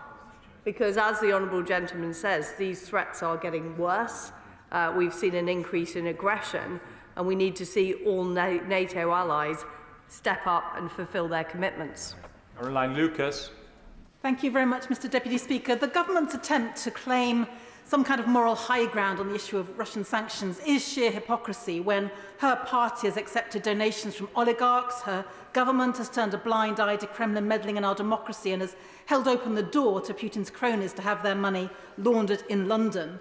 So can she tell us whether that is the reason that there is still this delay when it comes to the promised register of overseas entities to shine a light on Russian ownership of British property? In her replies both to the Honourable Member for Exeter and indeed for Oxford West and Abingdon, she showed a remarkable lack of urgency. To know that this economic crimes bill might come sometime this year is not good enough when we're talking about what pressure can be brought to bear on Russia now.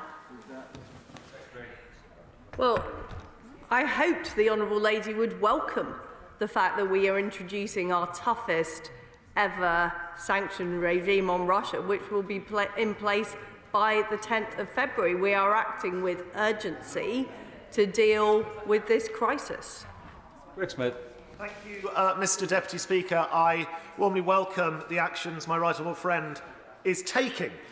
There should indeed be nobody who thinks they are safe from sanctions. So can the Foreign Secretary confirm that this new legislation will ensure that any company of interest to the Kremlin would be able to be targeted so that there can be nowhere to hide for Putin's oligarchs? We will be able to target any company that is linked to the Russian state, engages in business in economic significance to the Russian state, or in a sector of strategic significance. And we won't just be able to target those entities, we'll be able to go after those who own or control them. So the net is very wide. Ruth Cadbury. Thank you, Mr. Deputy Speaker. I'm going to give the Foreign Secretary a third chance. Does she agree that the UK government will continue to look weak on the Russian threat while Tory MPs and members of the other House continue to accept cash from Russian-linked individuals? Well, I had hoped the Honourable Lady would be welcoming the package of tough sanctions we're introducing today. In fact, that is what our allies across the world are saying. McGeoghegan. Mr. Speaker, I thank the Foreign Secretary for her statement.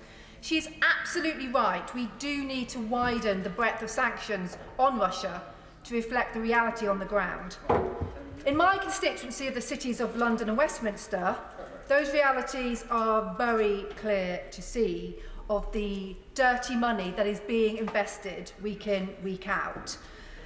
Can my right honourable friend give me assurances that this government will follow through on the legislation and ensure that the financial services and professional services involved will be held to account, and that we take a banks and tanks strategy to fight corruption and the aggression that Russia is showing to Ukraine and across Europe? We have taken steps to deal with illicit finance and corrupt elites through the Criminal Finance Act 2017, our anti-corruption sanctions regime. I've already talked about the commitment to bringing in legislation through the Economic Crime Bill. But what this is about today is showing that the UK is ready with a package of severe sanctions that could target any organisation or individual who is remotely linked to the Russian state, or indeed of economic significance to the Russian state, showing that there will be nowhere to hide in the event of an incursion into Ukraine. And this is about making sure that those economic consequences are as severe as possible. The Honourable Lady, my honourable friend, makes some excellent points around the broader issue, but what we are talking today is about deterring Vladimir Putin from an incursion into Ukraine. And it's Lauder. Thank you, Mr. Deputy Speaker. Why has the government delayed the Economic Crime Bill? Why is it doing nothing to stop lawfare in the UK courts? Why is the Serious Fraud Office being sued by oligarchs rather than indicting them? Without the laws, the courts and the prosecutors to tackle corruption and dirty money here in Londonograd, aren't her threats empty and vacuous? And by the way, will she ensure that the Tories' Russian gold finds its way back to Moscow? Well, I've answered already the steps that Her Majesty's Treasury and the Ministry of Justice are taking on the issues that he talked about. But under direct Foreign Office control is the sanctions regime. That is why we are taking action as soon as we can by the 10th of February to get these sanctions in place so that we can exercise them in the event of an incursion. Dr. Luke Evans. Thank you, Deputy Speaker. And I'm grateful for the Foreign Secretary for her announcement on sanctions today. I noticed in her statement she said the UK will be joining discussions at the UN Security Council to apply further pressure on Russia today. Could she explain what she hopes to gain out of this and what a success would look like? Well, Russia is a member of the Permanent Security Council, and they need to be held to account for their aggressive actions with respect to Ukraine. Dave Dugan. Thank you, Mr. Deputy Speaker, and I too welcome the broad tenet of the statement from the Foreign Secretary. Can I ask her, though, the detail within her statement that this details fast jets to go and bolster NATO forces in Europe, has she had discussions with the Ministry of Defence in order to ensure that when quite appropriately bolstering Ukraine's eastern flank, we are not creating any problems for the United Kingdom's northern flank by redeploying Typhoon QRA aircraft from either Lossiemouth or Coningsby? Very good. Well, I am in regular touch with the Defence Secretary to make sure, of course, we protect UK defence interests at the same time as providing air support, particularly around the Black Sea region, to make sure we are working with our NATO allies to keep a free and safe Europe. Jonathan Edwards. Mr. Deputy Speaker, President Putin is reported as saying, whoever becomes the leader in the sphere of artificial intelligence will become the ruler of the world. Considering the dangers posed by lethal autonomous weapons, can she explain why the British government seems reluctant to support efforts to place legally binding instruments to control their development and use? Well, we are shortly about to launch our international tech strategy, which will talk precisely about setting standards in areas like artificial intelligence, areas like quantum, because it's important that it is the free world that is setting those standards rather than being dictated by authoritarian regimes. Thank you, Mr. Deputy Speaker. There are concerns from the food industry that a Russian invasion of Ukraine could lead to food shortages in the UK as Ukraine is becoming a significant exporter of goods like cereal products to the UK. What plans does the government have to protect UK food supplies if Putin opts to disregard sanctions and presses ahead? Well, we do have a important trade relationship with Ukraine, which is why it's so important that we support Ukraine economically. That's why we've built in extra trade cooperation, and it's why it's so important that we deter the Russian government from an incursion into Ukraine. I'd like to thank the Foreign Secretary for her statement today and answering questions 5 minutes short of an hour. Thank you. We'll pause slightly as people leave and take over.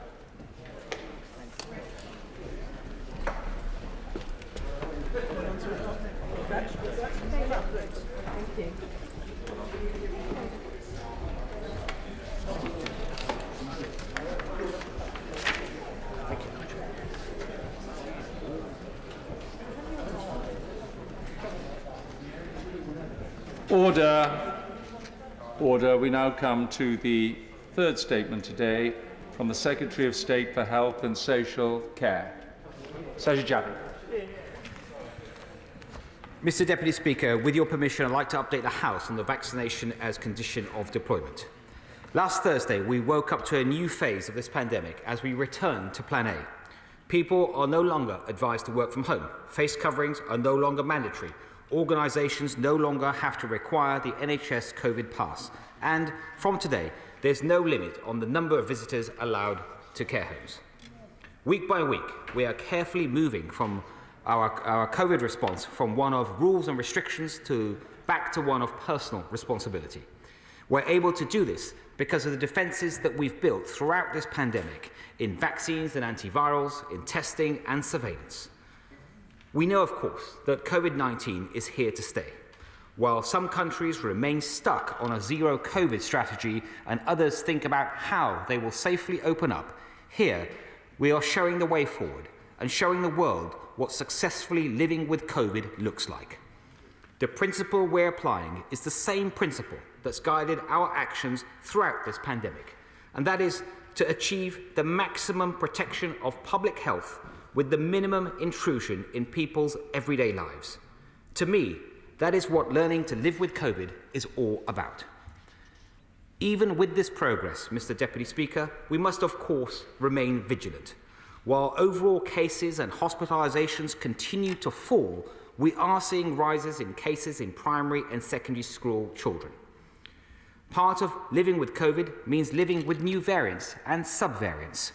Our world-class health surveillance operations are currently keeping a close watch on a subvariant of Omicron called BA2, which the UK Health Security Agency has marked as a variant under investigation, one below a variant of concern.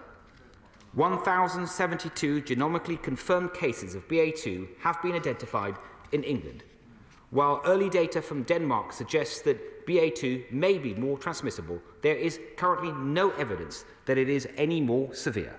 In addition, an initial analysis of vaccine effectiveness against BA2 reveals a similar level of protection to symptomatic infection compared to BA1, the original variant of Omicron, which underlines once again the importance of being vaccinated against COVID-19 and the imperative to get the booster if you're eligible. Mr. Deputy Speaker, nowhere is vaccination more important than in our health and social care system. Throughout this pandemic, we've always put the safety of vulnerable people first, and we always will do. It has always been this government's expectation that everyone gets vaccinated against COVID-19, especially those people working in health and social care settings who have a professional duty to do so. When designing policy, there will always be a balance of opportunities and risks, and responsible policy making must take that balance into account. When we consulted on vaccination as a condition of deployment in health and wider social care settings, the evidence showed that the vaccine effectiveness against infection from the dominant Delta variant has been or was between 65 and 80%, depending on which of the vaccines that you had received. It was clear that vaccination was the very best way to keep vulnerable people safe from Delta. Because quite simply, if you're not infected, you can't infect someone else. Balanced against this clear benefit was the risk that there would always be some people who would not do the responsible thing and choose to remain unvaccinated, and in doing so, choosing to walk away from their jobs in health and care. Despite it being their choice to leave their jobs, we have to consider the impact on the workforce in NHS and social care settings, especially at a time when we already have a shortage of workers and near full employment across the economy. In December, I argued, and this House overwhelmingly agreed, that the weight of clinical evidence in favour of vaccination as a condition of deployment outweighed the risks to the workforce. It was the right policy at the time, supported by the clinical evidence, and the government makes no apology for it. It has also proven to be the right policy in retrospect, given the severity of Delta. Since we launched the consultation on vaccination as a condition of deployment in the NHS and wider social care settings in September, there has been a net increase of 127,000 people working across the NHS who have done the right thing and got jabbed, becoming part of the 19 out of 20 NHS workers who have done their professional duty. During the same time, we have also seen a net increase of 32,000 people getting jabbed in social care, including 22,000 people in care homes and 10,000 people working in domiciliary care. I'm grateful to the millions of health and care colleagues who have come forward to do the right thing, and the health and care leaders who have supported them. Together, they've played a vital part in raising our wall of protection even higher and keeping thousands of vulnerable people out of hospital this summer. When we laid the November regulations, the Delta variant represented 99% of infections. A few short weeks later, we discovered Omicron, which has now become the dominant variant in the UK, representing over 99% of infections. Incredibly, over a third of the UK's total number of COVID-19 cases have happened in just the last 8 weeks. Given that Delta has been replaced, it's only right that our policy on vaccination as a condition of deployment is reviewed. So I ask for fresh advice, including from the UK Health Security Agency and England's Chief Medical Officer. In weighing up the risks and opportunities of this policy once again, there are two new factors. The first is that our population as a whole is now better protected against hospitalisation from COVID-19. Omicron's increased infectiousness means that at the peak of the recent winter spike, 1 in 15 people had a COVID-19 infection, according to the ONS. Around 24% of England's population has had at least one positive COVID-19 test. And as of today in England, 84% of people over 12 have had a primary course of COVID-19 vaccines, and 64% have been boosted, including over 90% of over 50s. The second factor is that the dominant variant, Omicron, is intrinsically less severe. When taken together with the first factor, that we now have greater population protection, the evidence shows that the risk of presentation to emergency care or hospital admission with Omicron is approximately half of that for Delta. Given these dramatic changes, it is not only right, but responsible to revisit the balance of risks and opportunities that guided our original decision last year. While vaccination remains our very best line of defence against COVID-19, I believe that it is no longer proportionate to require vaccination as a condition of deployment through statute. So, Madam Deputy Speaker, today I am announcing that we will launch a consultation on ending vaccination as a condition of deployment in health and all social care settings. Subject to the responses and the will of this House, the Government will revoke the regulations. I have always been clear that our rules must remain proportionate and balanced. And of course, should we see another dramatic change in the virus, it would be only responsible to review this policy again. Madam Deputy Speaker, some basic facts remain, of course. Vaccines save lives, and everyone working in health and social care has a professional duty to be vaccinated against COVID-19. So while we will seek to end vaccination as a condition of deployment in health and social care settings using statute, I am taking the following steps. First, I have written to professional regulators operating across health to ask them to urgently review current guidance to registrants on vaccinations, including COVID-19, to emphasise their professional responsibilities in this area. Second, I have asked the NHS to review its policies on the hiring of new staff and the deployment of existing staff, taking into account their vaccination status. And third, I've asked my officials to consult on updating my department's code of practice, which applies to all CQC registered providers of all healthcare and social care settings in England. They will consult on strengthening requirements in relation to COVID-19, including reflecting the latest advice on infection protection control.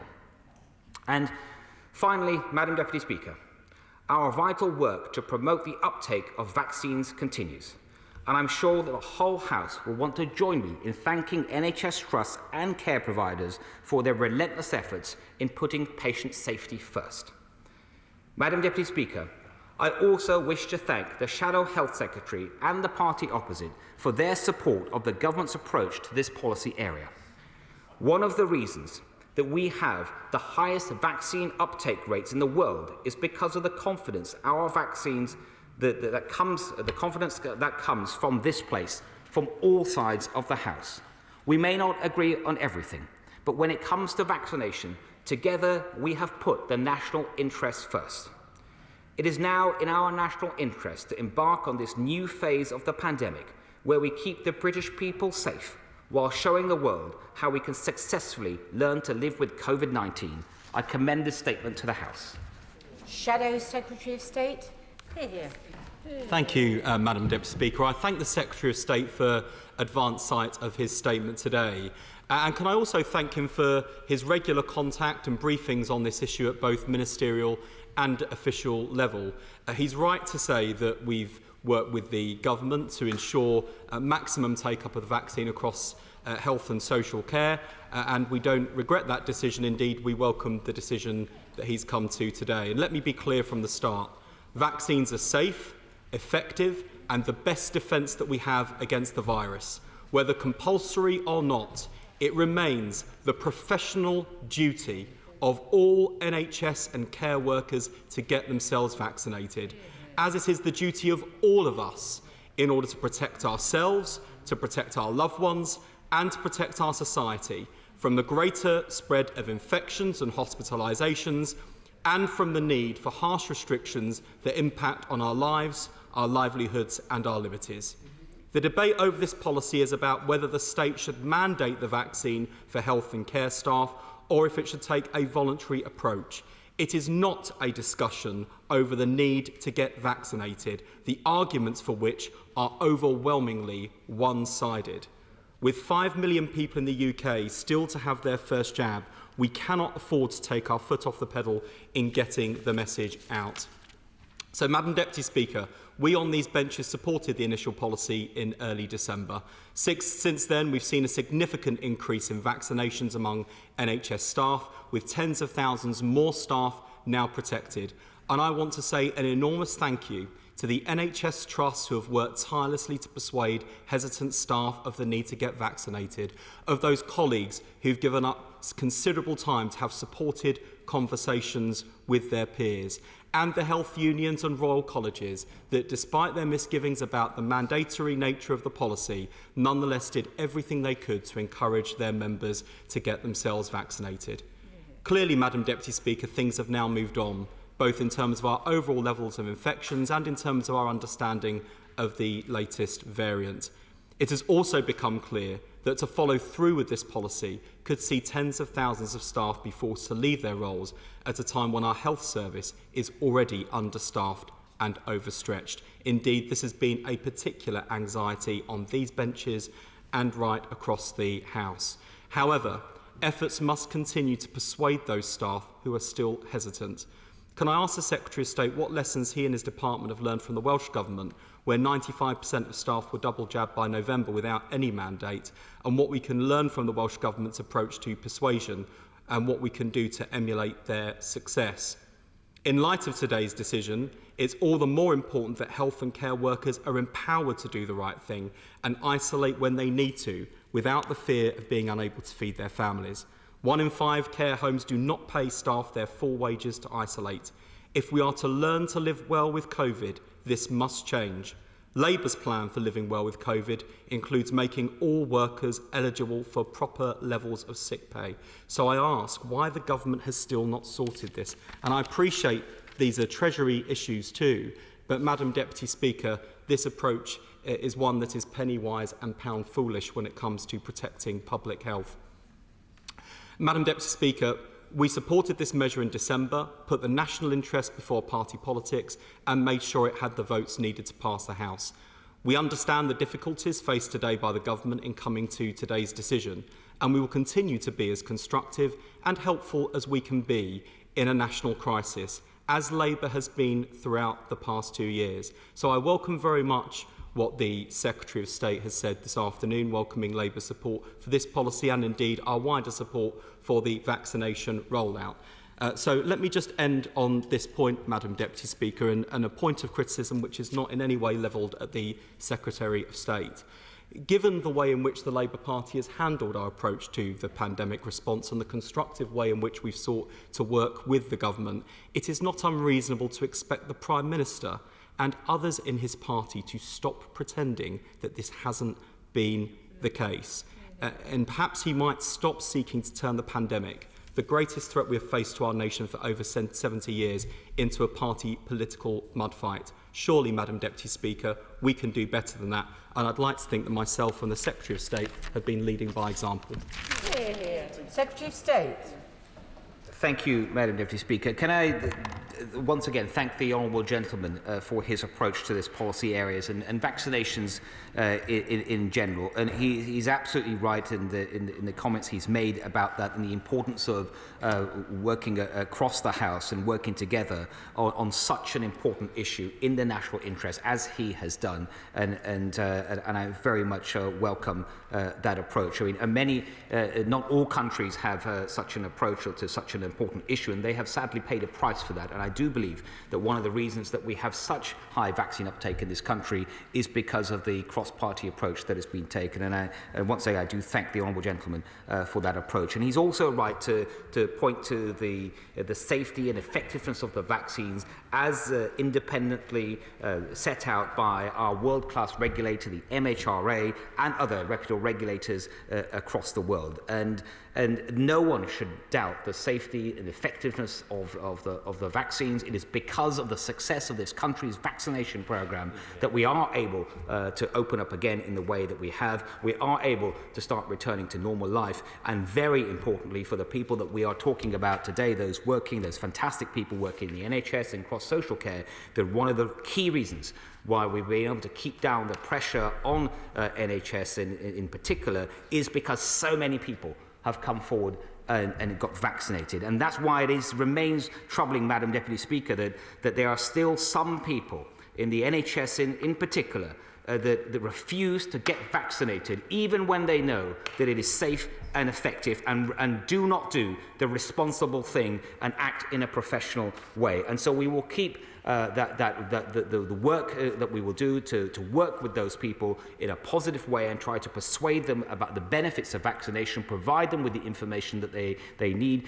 We can continue with the work of one-to-one meetings with clinicians if necessary, and encourage them to make that positive choice. But it will be about encouragement and helping them to come to the right decision. And we will learn and look across the UK what other parts of the UK done, and making sure that we have the very best practice and have learned from each other. And then finally, on the point of sick pay that the honourable gentleman raised, I do understand what he's saying. I will just point to the fact that we have kept rules in place that allow sick pay to be claimed from day one, and also there's a hardship fund that is in place to give extra support where needed.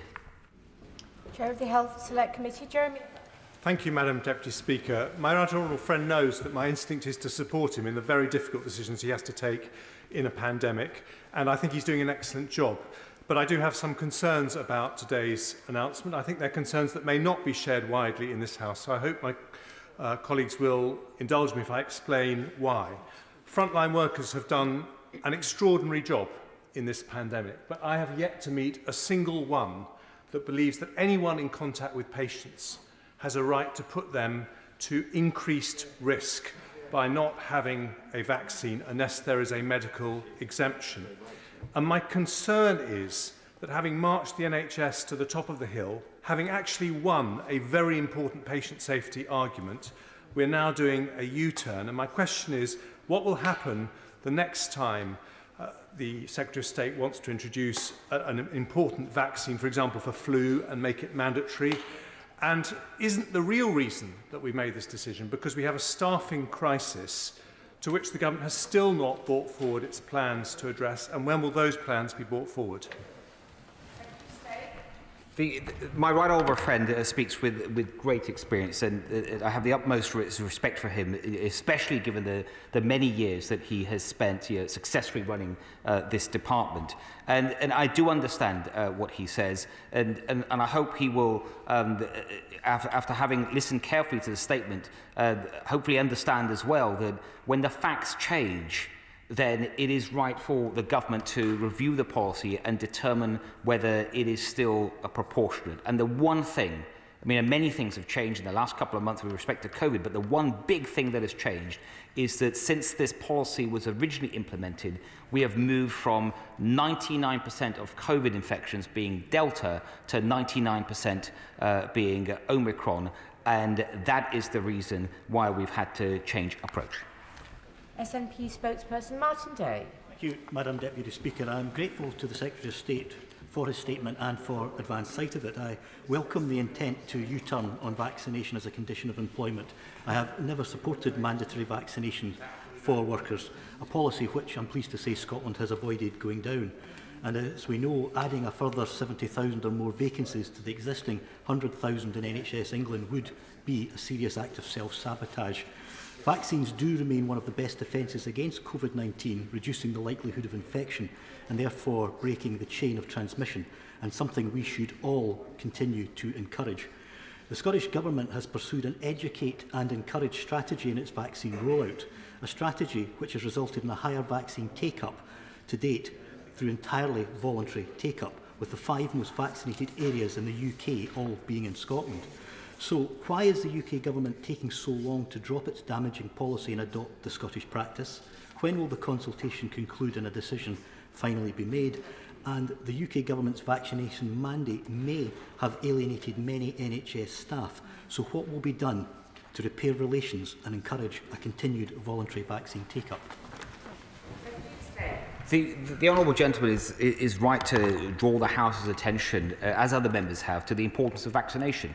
It is, and I think this is reflected in his remarks, it is the UK's first line of defence against COVID. Thankfully, we have, as the UK, also put in place many other defences with antivirals, for example, used across the UK, the testing regime that we have, the surveillance regime. But vaccines are the first line of defence, and he's right to talk about encouraging as many people as we possibly can, whether they work in health or social care or otherwise, but encouraging them to take up vaccine if they have so far not done so. And the best approach overall, as a general approach, he's right, is educating and informing, and that's what we will continue to do. Esther McVeigh. Madam Deputy Speaker, what a disappointment this statement is today. Having read the newspapers, I was hoping I'd be able to come here and congratulate the Secretary of State on the government's recent conversion to common sense in halting the mandatory vaccination process of NHS workers. Instead, what he's doing is doing a half-and-half decision today, knowing the Damocles sword hangs over those 100,000 NHS workers because they've got to have their first vaccination on Thursday. And then he will be sending them on a pathway to unemployment, along with thousands of other care workers who already have lost their job. What I want to know is what is he now going to do to help those thousands of people get a job, and what compensation will he be paying to them? Madam Deputy Speaker, I'm very happy to clarify the point that's been raised by my right honourable friend. There will note, because the government has made a decision on this, which hopefully I've been very clear about in my statement earlier, whilst for statutory reasons there needs to be a consultation, it will be a 2-week consultation, then there will be a SI presented to the House, and obviously it's to be subject to the will of the House. The government has made its decision on this, and the NHS will be writing today to all NHS trusts, and the department will be contacting the care home providers as well in the wider social care settings in domiciliary care to make it clear that the deadline that my right honourable friend has referred to is no longer applicable.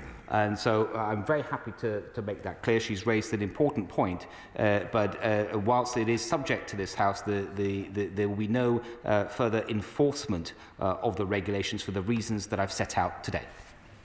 Rachel Maskell. Thank you, Madam Deputy Speaker. The Health Secretary has not only bullied and threatened NHS staff at a time when they are so fragile, but ignored the Royal Colleges and all of the trade unions in saying that the initial statutory instruments should not have been put. In fact, he hasn't made it clear today that both will be withdrawn, so I ask him to make that clear, but also to say that for all of those staff which to date have lost their employment, whether or not they will be reinstated with continuity of employment, including their pensions and their other conditions. I'm very happy to answer those questions, Madam Deputy Speaker. I mean, first of all, the government's decision is to revoke both statutory instruments, and so I'm happy to confirm that. But when the Honourable Lady raises the issue of those that chose with the first statutory instrument, so that's for care home settings, chose not to get vaccinated and would rather leave their job than choose to get vaccinated, do the professional thing, that was their choice. And that doesn't change because the policy was the right policy at the time, because the dominant variant was Delta, and I've set out the reasons for why. Should those people then choose now to apply to a care home once these for a job once these restrictions have been lifted, then that is a decision for them. But I would continue to encourage them to make the right positive decision and get vaccinated. Sir Charles Walker. Madam Speaker, I promised my wife that I would stop being angry, and I just can't. These people that we cast as pariahs, long before vaccines existed, day in and day out, came into hospitals and care homes, and held the hands of the dying because their children and grandchildren couldn't do that. They were doing this while most people in this house were sitting on their backsides safely at home. Now, by all means, let's encourage people to get vaccines, but the language we've used about these people who, for whatever reason, may be a needle phobia like me, who have chosen not to get vaccinated, are somehow deserving of our bile, is a disgrace, and it doesn't reflect badly on them, it reflects badly on us. I think what I hear from my honourable friend, and I very much agree with him, is that an agreement that vaccines are safe, that they're effective, they are our most important weapon in fighting this pandemic. They remain our most important weapon. And the more people that come forward and choose to get vaccinated, not only is it good for them, it is right for the rest of society, their loved ones, and everyone else around them, especially if those people around them are more vulnerable than most people in the population, because they might be in a care setting or they might be in a hospital. And so the best way forward is to encourage everyone, through encouragement now, to continue to think of the vaccine in that positive, sensible way and encourage them to come forward. Daisy Cooper. Thank you, Madam Deputy Speaker. I welcome this change of tack because I, like many others, oppose the compulsory vaccination policy. But I fear that in the care sector, the damage has been done. We know reports that around 40,000 people have already left. So with this change of tack, could the Secretary of State tell us what his plans are to get more carers very quickly into the care sector, because it's damaging patient safety? And specifically with regard to the shortage occupation list, how many carers he hopes to recruit and by when? Yeah, first of all, thank you to the honourable lady. It's a good question. Just on she's mentioned, I think, the number of 40,000 people she referenced coming that have left care homes as a result of vaccine as a condition of deployment. Now, I can give her more information on that, and whilst there is no exact data, because care homes are independent, the people working in care homes are not employed directly by the state, but the best estimate that the department has is from the industry itself, which is the change in workforce during the final half of last year, and that was 19,300. There's a fall of 19,300. So we don't believe the 40,000 number is representative. The best proxy number is 19,300. Having said that, no one would want to see anyone leaving the care home sector when what we need, as she rightly identifies, is more people coming forward. And that is why we've put in place a retention fund of 162.5 million. This was before Omicron, and we added to that fund by over 300 million during Omicron. And we are also supporting the sector in having its largest recruitment campaign that it has ever run. Sir John Redwood. I welcome the change of policy. In order to reassure both patients and staff about safety, what progress can he report to the House on better air extraction, air cleaning and UV filtration? Because I think we do need to control the virus without telling people exactly what they have to do in their own health treatments.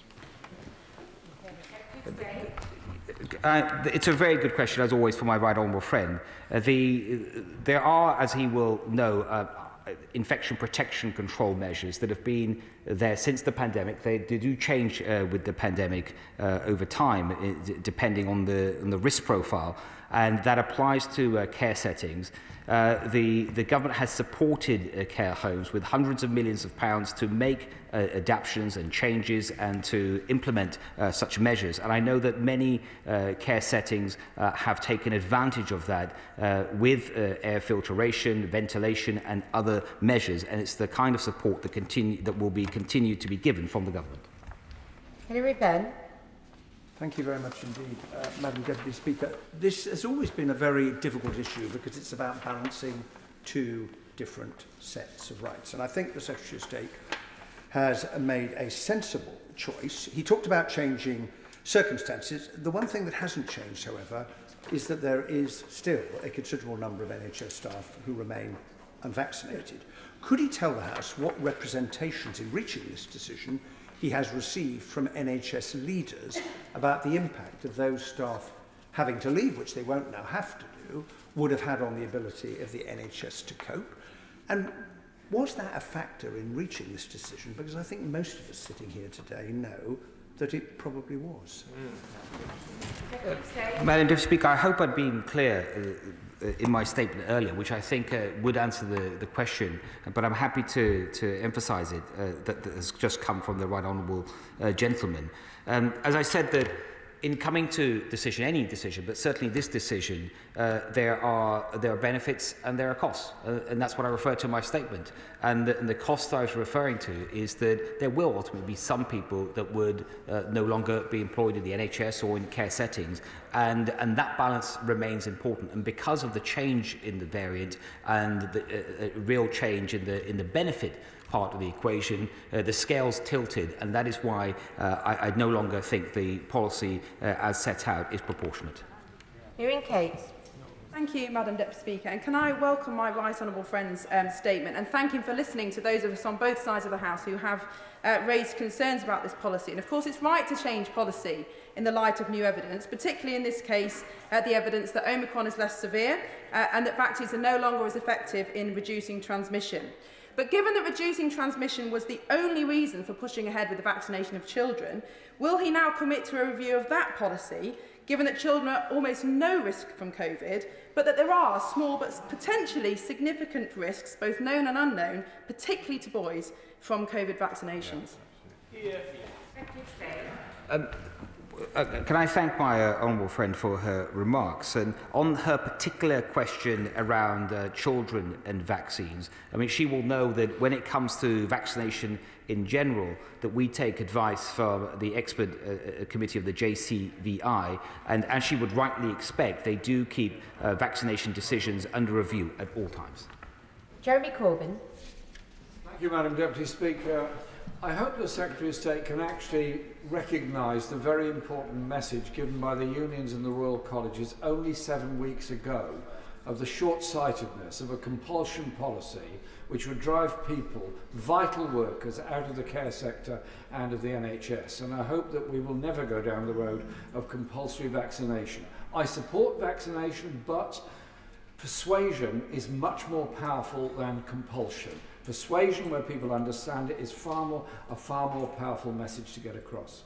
And could he also tell us what is the cost of each vaccine to each resident of this country, and what is the cost of its manufacture, and if he has any plans for the patent to be moved into public ownership so the massive profiteering out of these vaccinations can end and the public can get the benefit of it. Where I agree with the Right Honourable Gentleman is on the importance of persuasion in vaccination. Where I'm afraid I do disagree with him is the idea that public ownership of patents around vaccinations or drug development in general would help. Indeed, I think it would be a backward step and we would not see the innovation that has saved lives. Dr. Julian Lewis. Deputy Speaker, many patients in hospital will presumably be protected by their own vaccination process having been undertaken, but some will be clinically extremely vulnerable because of compromised immune systems. Is the Secretary of State saying that these people are at no greater risk of being made seriously ill or dying as a result of coming into contact with unvaccinated frontline staff? And if they are at greater risk, is there something else that can be done to lessen that risk, such as a testing regime before that contact takes place?